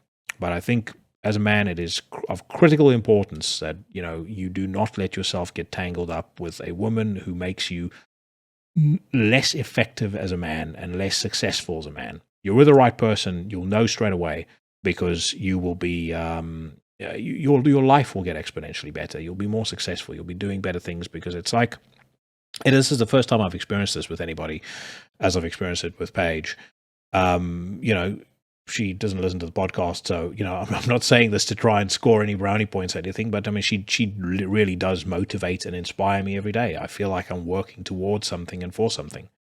But equally, I'm also very clear in my mind about what I can and won't tolerate, and one of the biggest things is not feeling respected and not feeling appreciated, especially when I go out of my way to make her feel respected and appreciated. I don't have that problem with her, but again, it's things I've learned, I've taken away from relationships I've had in the past. So I didn't mean for this to turn into Dr. Phil. But anyway, maybe old David DeSanto needs to go on to Dr. Phil if he wants to once again win the love, trust, and adoration of the metal fraternity. On to other news. Venom Inc. former drummer diagnosed with lymphoma. Very shitty news. Former Venom and Venom Inc. drummer Anthony Bray, known under his pseudonym Abaddon, revealed earlier this week that he's being diagnosed with lymphoma and has started chemotherapy. Really hope that he pulls through that. Lymphoma is a fucking horrible, nasty-ass disease. A good friend of mine had Hodgkin's lymphoma probably about 10 years ago, and the worst thing about finding out about that was he's got a bit of an off-the-wall sense of humor anyway. I had messaged him a couple of times and said, hey, how's it going, blah, blah, blah. Messaged him and I asked him, are you dead? Because I hadn't heard back from him for 4 or 5 days. And he messaged me back almost immediately, and he says, no, I've got cancer. And I messaged him and I was like, bullshit, you're lying. And I was like almost laughing, like, Jesus Christ, you're cutting pretty close to the bone. And he said, no, I really have Hodgkin's lymphoma. At one point, I believe he had an 8% chance of survival. He managed to pull through. He's, thankfully very, very successful, and living a very good life today. But, I saw firsthand what that does to a human being. And, I remember seeing him when he was in the throes of chemotherapy, and it was fucking horrific, absolutely horrific. So, once again, for what it's worth, Anthony Bray, aka Abaddon, I'm sending you as many positive vibes from both myself and on behalf of the Into the Necrosphere legions as I possibly can. I made fun earlier of Avatar, utterly an incomprehensibly bad band, in my opinion. But better news, potentially, because I've never heard this band. But Mord'A'Stigmata have announced a new album and have posted a new song online. Polish experimental black metalers Mord'A'Stigmata announced that their new album, Like Ants and Snakes, will be released on November the 4th via Pagan Records. In tandem with this announcement, they have revealed to us a brand new song, Blood of the Angels, from the upcoming album. Check out the track list and the new song below. There we go. It features such songs as I Am the Arm, Voluntarily Gone, and We Dance. Like I said, I've never heard of these guys before, but generally speaking, if it's from Poland, I'm instantly interested. I would say they are one of the countries where when it comes to black metal, the hits come way more than the misses.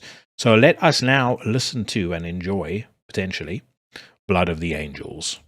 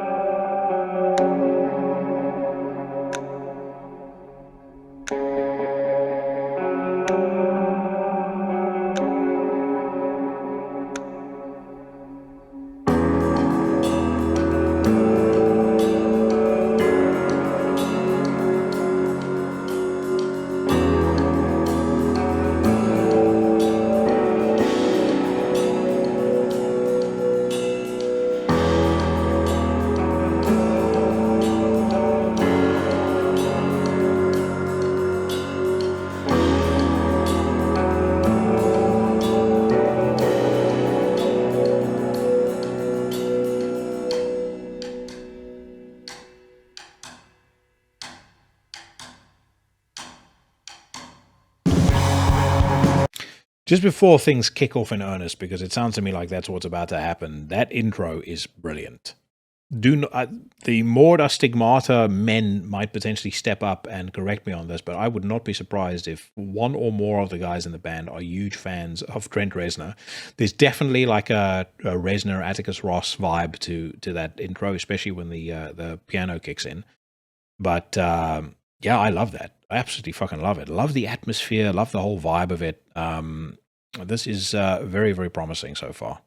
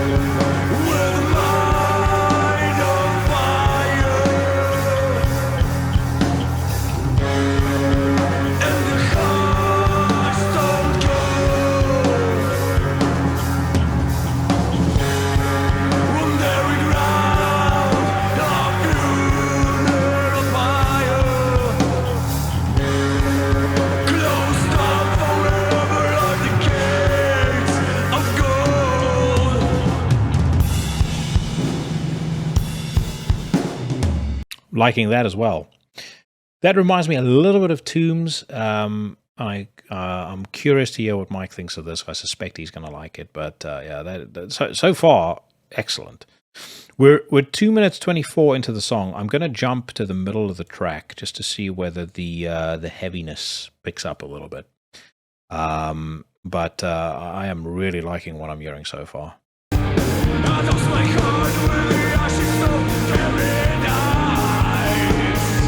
All right.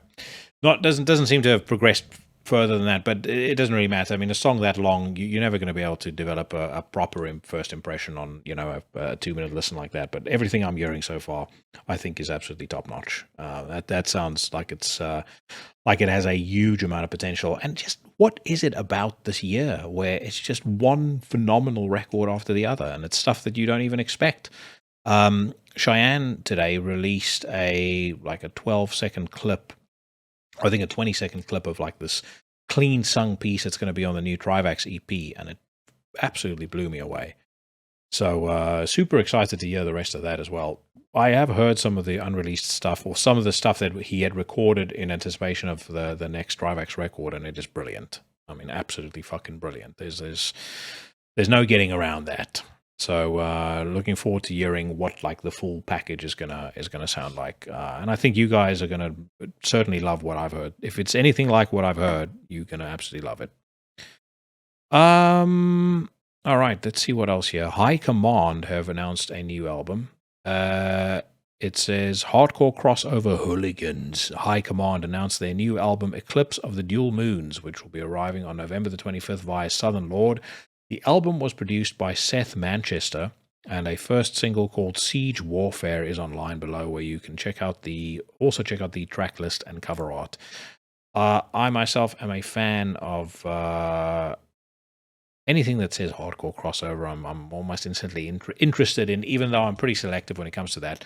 I do see that it's another YouTube special. So, Bandcamp special. There's no point listening to that because I'm going to just blow out people's eardrums with the volume issues. But let's move on. Worm have released are announcing a new album called Blue Nothing, which will be released on the 28th of October via $20 Spin. They are, for those that don't know, a Black Doom outfit, and there is now a new song called Shadow Side Kingdom, which you can check out below. Not really hugely familiar with Worm, but $20 Spin is a label that, again, tends to release some really good stuff. I like a lot of the music that I've heard off of that, so let us give Shadow Side Kingdom a quick listen.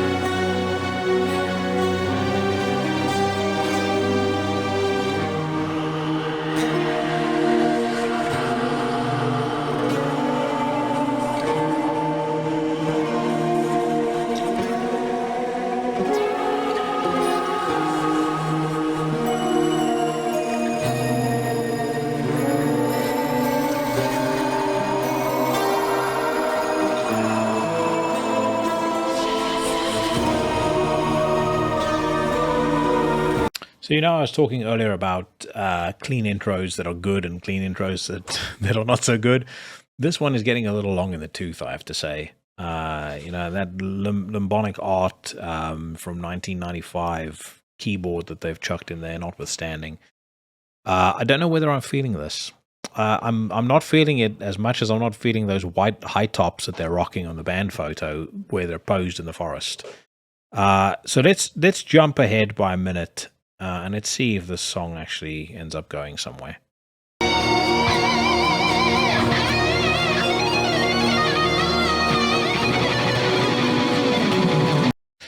No, it doesn't. So that is a total write-off. Sorry to the folks from Worm, but you're going to have to show me a little bit more than that to get me excited, especially in 2022. Okay, let's see if there's anything else before we head over to Borivoy and the Democrats' Guide to Rock Music. Graceless say they have a new album streaming. The new album from Dutch death doom outfit Graceless, Chants from Purgatory, will be out this Friday. Now Raw Skull Records, with a Z, or Extra Street Cred, are streaming it in its entirety. At the same time, the label announced that the vinyl will be delayed by 3 to 4 weeks. Don't care about the vinyl delays. The album cover looks reasonable. So let's hear what the record sounds like.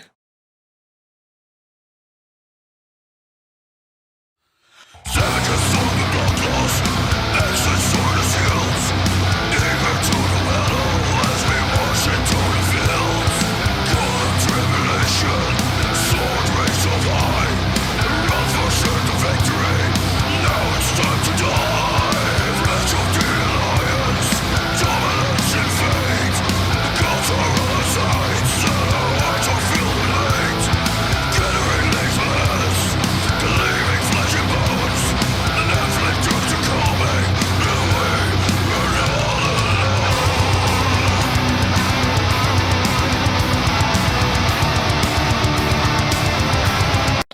Not bad, but not really getting me too excited. It's one of those things where, I've said to you guys before, they don't really put anything decent out, or there aren't really any good bands in South Africa. There's one or two that are decent. The rest is all fucking terrible. That to me sounds like a barely competent South African band. And frankly, let's just say this from the off. For any bands who are listening to this, upset that maybe I'm being a little not sharp, but a little strict with my quality control this week, you have got Veilburner to blame for that, because that track that I heard was fucking fantastic. All right, let's finish off with this one, then we head over to Blabbermouth. Noctem have premiered I Am Alpha. The Spanish blackened death outfit Noctem are premiering the I Am Alpha single taken from their upcoming Credo Certe Necras record, which is due on October the 28th via MNRK Heavy. We actually played a Noctem track on this show not too long ago, I believe. And I believe I thoroughly enjoyed that song. So let's hear what I Am Alpha sounds like.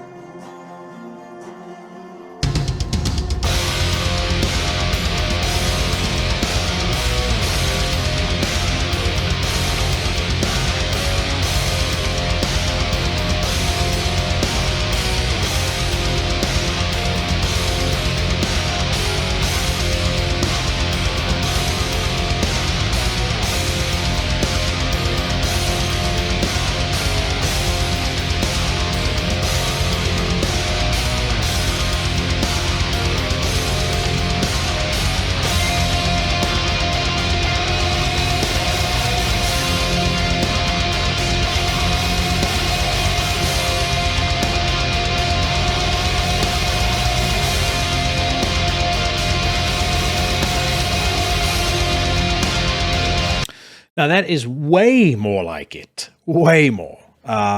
Great riff, fat, nasty production, brilliant. Like that so far so good. I think if the vocals are on point, then this is a winner. This sounds really, really cool, I think.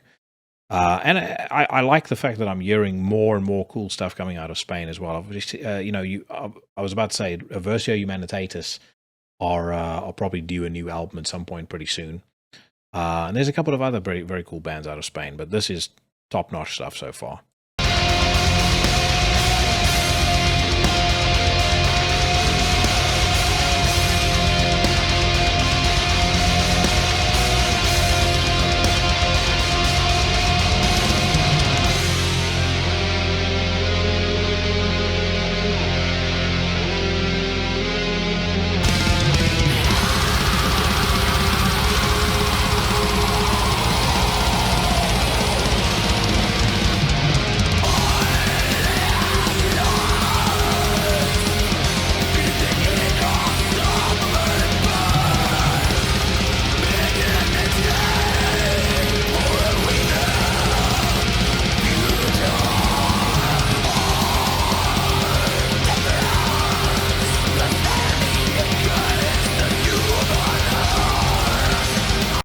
Good stuff. Like it. I think the vocals could have... I'm not sure I'm a big fan of the effect that's being used on the vocals there. But I think it might be something that grows on me. But either way, I think that's very good stuff. And I think in terms of what I had heard from them previously, this is a big step up. So well done. Well done to the Noctem gang. They've also reminded me of something. I have not mentioned them much on the podcast yet, but I do think I did a react for Nordjevil not too long ago, and I like the song. I've now listened to that record a couple of times, and it's fucking brilliant. If you've not yet heard the new Nordjevil record, you absolutely need to check it out as soon as possible. Over on the Democrats' Guide to Rock Music, we find ourselves reveling in excitement at the news that Serge Tankian is working on a philosophical memoir. In a new interview with Revolver, System of a Down frontman, Serge Tankian confirmed he's working on a new memoir-style book. It is a form of a memoir, he said, as transcribed by blabbermouth.net. I was originally disinterested in writing a memoir. I was more interested in writing about the intersection of justice and spirituality, which has been in my head for many years, and when I had an agent approach me, it was kind of like they were interested in a memoir. I was interested in this story, and we agreed to make it a hybrid. So, if you will, it is a philosophical memoir. So it's going to be a little different from your typical memoir in this sense. Fuck off, you pretentious prick. Next up, we've got Monster Magnet releasing Test Patterns Volume 1 in November. Big fan of Monster Magnet. If you're not a big fan of Monster Magnet, you are a Philistine and need to get out of my sight. Born in Red Bank, New Jersey, Monster Magnet was initially a cosmos away from the major label alternative rock boom that would suck the band into the shiny MTV world of the early to mid-1990s. Originally formed by Dave Windorf, John McBain, and Tim Cronin, Monster Magnet came into the world with a blah blah. We don't need to hear a fucking history lesson on the band. I want to know about this new record. Seems as well that they've got a song here for us, which is good. So, long considered to be the true essence of Magnet's early psychedelic voyages, Tab is finally returning to Earth's stratosphere with the release of Test Patterns Volume 1. Test Patterns Volume 1 features a 2021 remix of Tab by John McBain. Don't give a shit.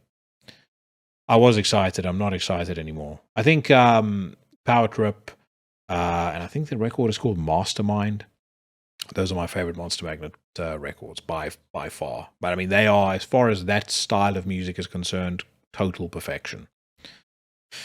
Okay, let's move on.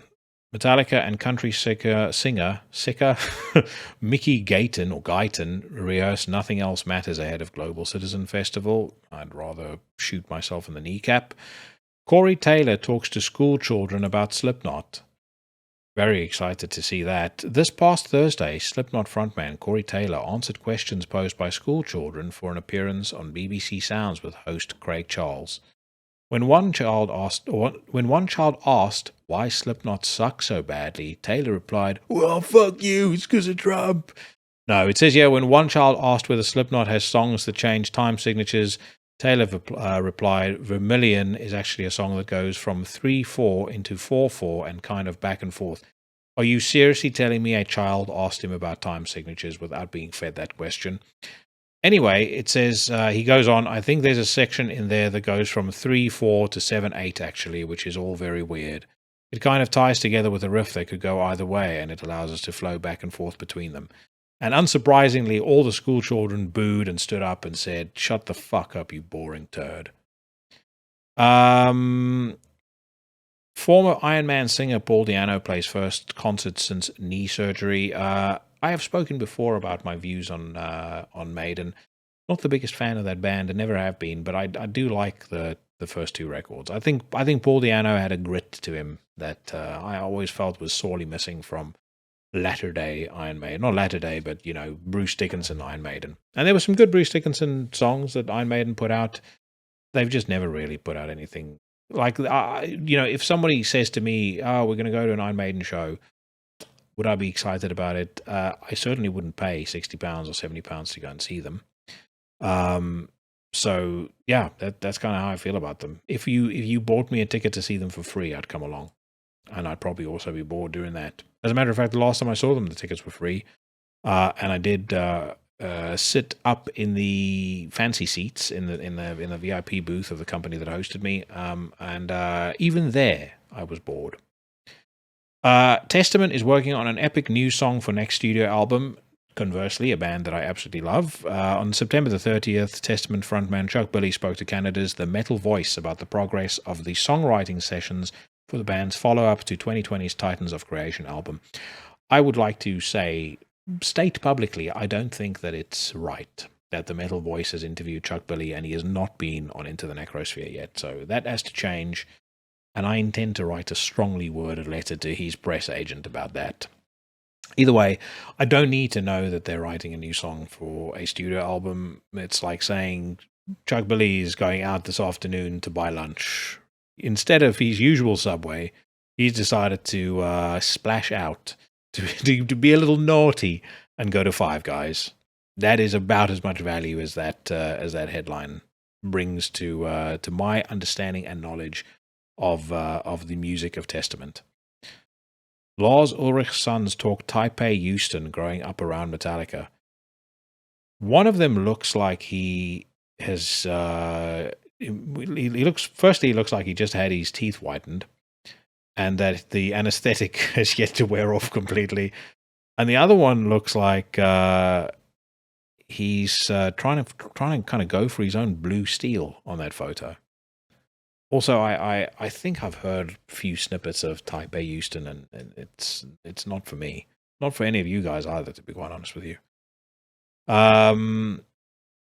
There is pretty much nothing else here.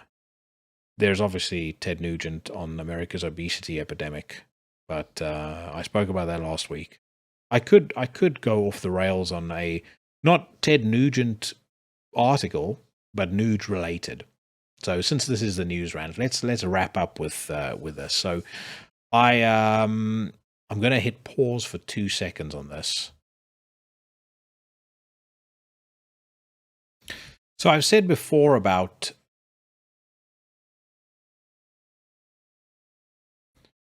I've spoken before about our struggle between basically all of the normal civilian folk and the political class and the elites and corporates that enable them. No greater example of what I was talking about occurred recently in an exchange between the White House press secretary and a reporter who asked her about a congresswoman who had passed away, I think, a month previously, who Biden was heard calling for during a press conference, as though she was still alive. He would have known that she had passed away because apparently the press conference was about a bill of some sort.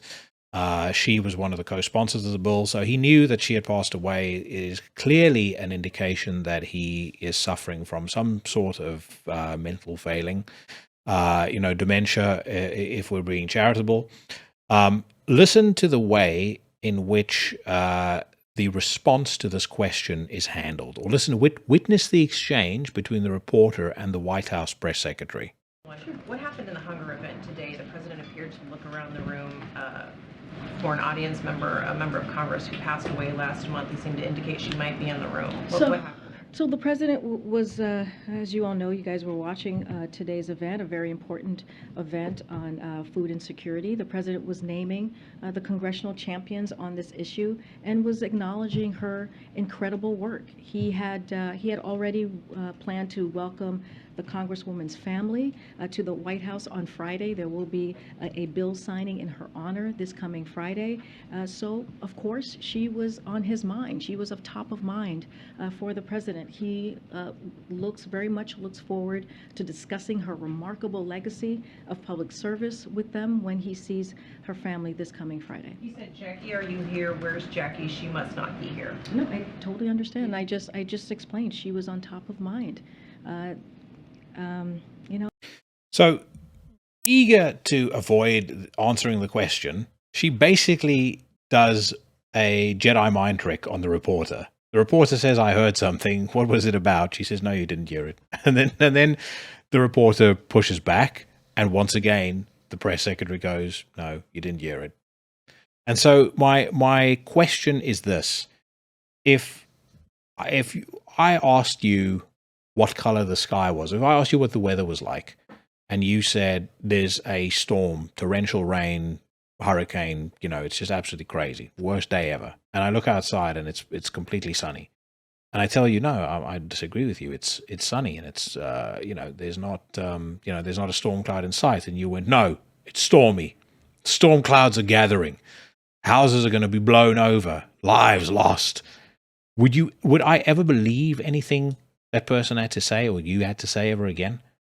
So when somebody lies this brazenly, and let's be honest, it's not just the White House, it's everybody. The news. I mean, there was recently an exchange between Don Lemon and you guys can look this up. Jimmy Dore did a great piece on it, and a climate scientist on what was going on in Florida with a hurricane.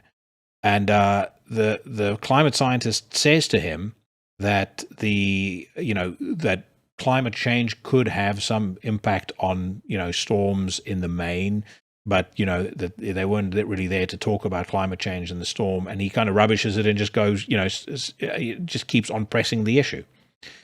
In this instance, it is such naked lying that my question is, if she is willing to lie on television in front of so many people about something that is so straightforward, all they could have turned around and said was, "I'm not sure what it was about. He was really tired, preoccupied, and therefore he must have misspoken."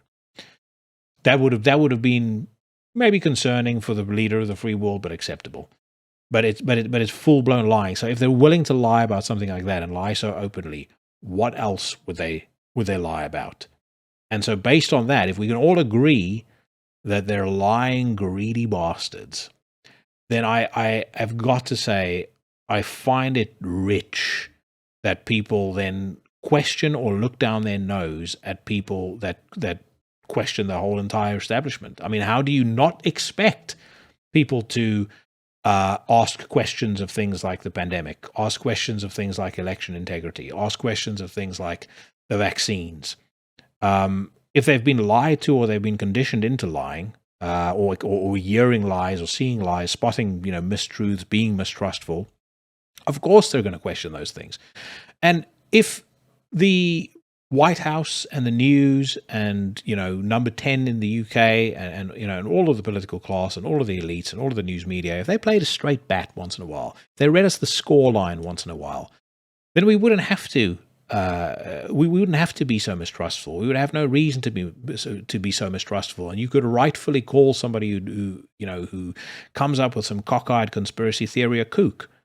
But frankly, you can't anymore, because you don't know. It's in an age of misinformation, it is so hard to understand what is misinformation and what is just somebody applying their common sense to look at a situation and say, this doesn't make sense to me. I can put 2 and 2 together and come up with conclusion X. That, again, you have to have empathy for people that question the narrative that they're being fed. So I don't know quite how eloquent I've been in putting that point across, but I think you guys know what I mean. And it's like I said to you before, the main thrust of it, or what I have felt over the last couple of months in particular, is that we need to, the sooner that we can put our differences aside and realize that whether we vote right, whether we vote left, there's a lot of overlap in what we think if we actually sat down and spoke to each other. As soon as we can do that, we can organize, we can push back against these idiots, because the divide that they're creating, that divide is stoked by their handlers and their enablers, and they revel in it because that's how they get away with all their shit, and that's how they've been getting away with it for years. But it is, make no mistake, no matter what you feel, no matter who you vote for, the battle is between us and them. It's not between each other. So on that note, folks, I am done with the news for this week. I am also wrapping up another episode of the podcast. Thank you so much for sticking around until the very end if you have done so. On this momentous occasion, being its episode 150, I do want to say it has been one of the absolute privileges of my life, getting to know the people that I've gotten to know on this podcast, either as guests or as people who just like the show and have reached out to me and, I stay in contact with on a regular basis. I have so enjoyed every second of content that I filmed for you guys, and I hope that you are going to stick around for whatever I do next. Like I said, there's already many episodes in the pipeline, so I'm not going anywhere anytime soon. But it was kind of an opportunity for me, recording something like this with David, who I've always wanted to speak to take stock and reflect. And I do want to express to all of you my gratitude, but I also want to leave you with this, I think, very important message observation. I think it's very easy to look at the outside world and see chaos and disaster and doom and, worry about what the politicians are, or in what ways the politicians are going to screw us next. But I think we must always remember, in the scene in which we're in, for all of its faults, and yes, there are some, riffraff elements in the scene that ideally we want to get out, but they'll leave of their own accord. But I have seen more brotherhood and sisterhood and kinship and shared values and loyalty and respect and love than I have seen anywhere else. And I value that deeply.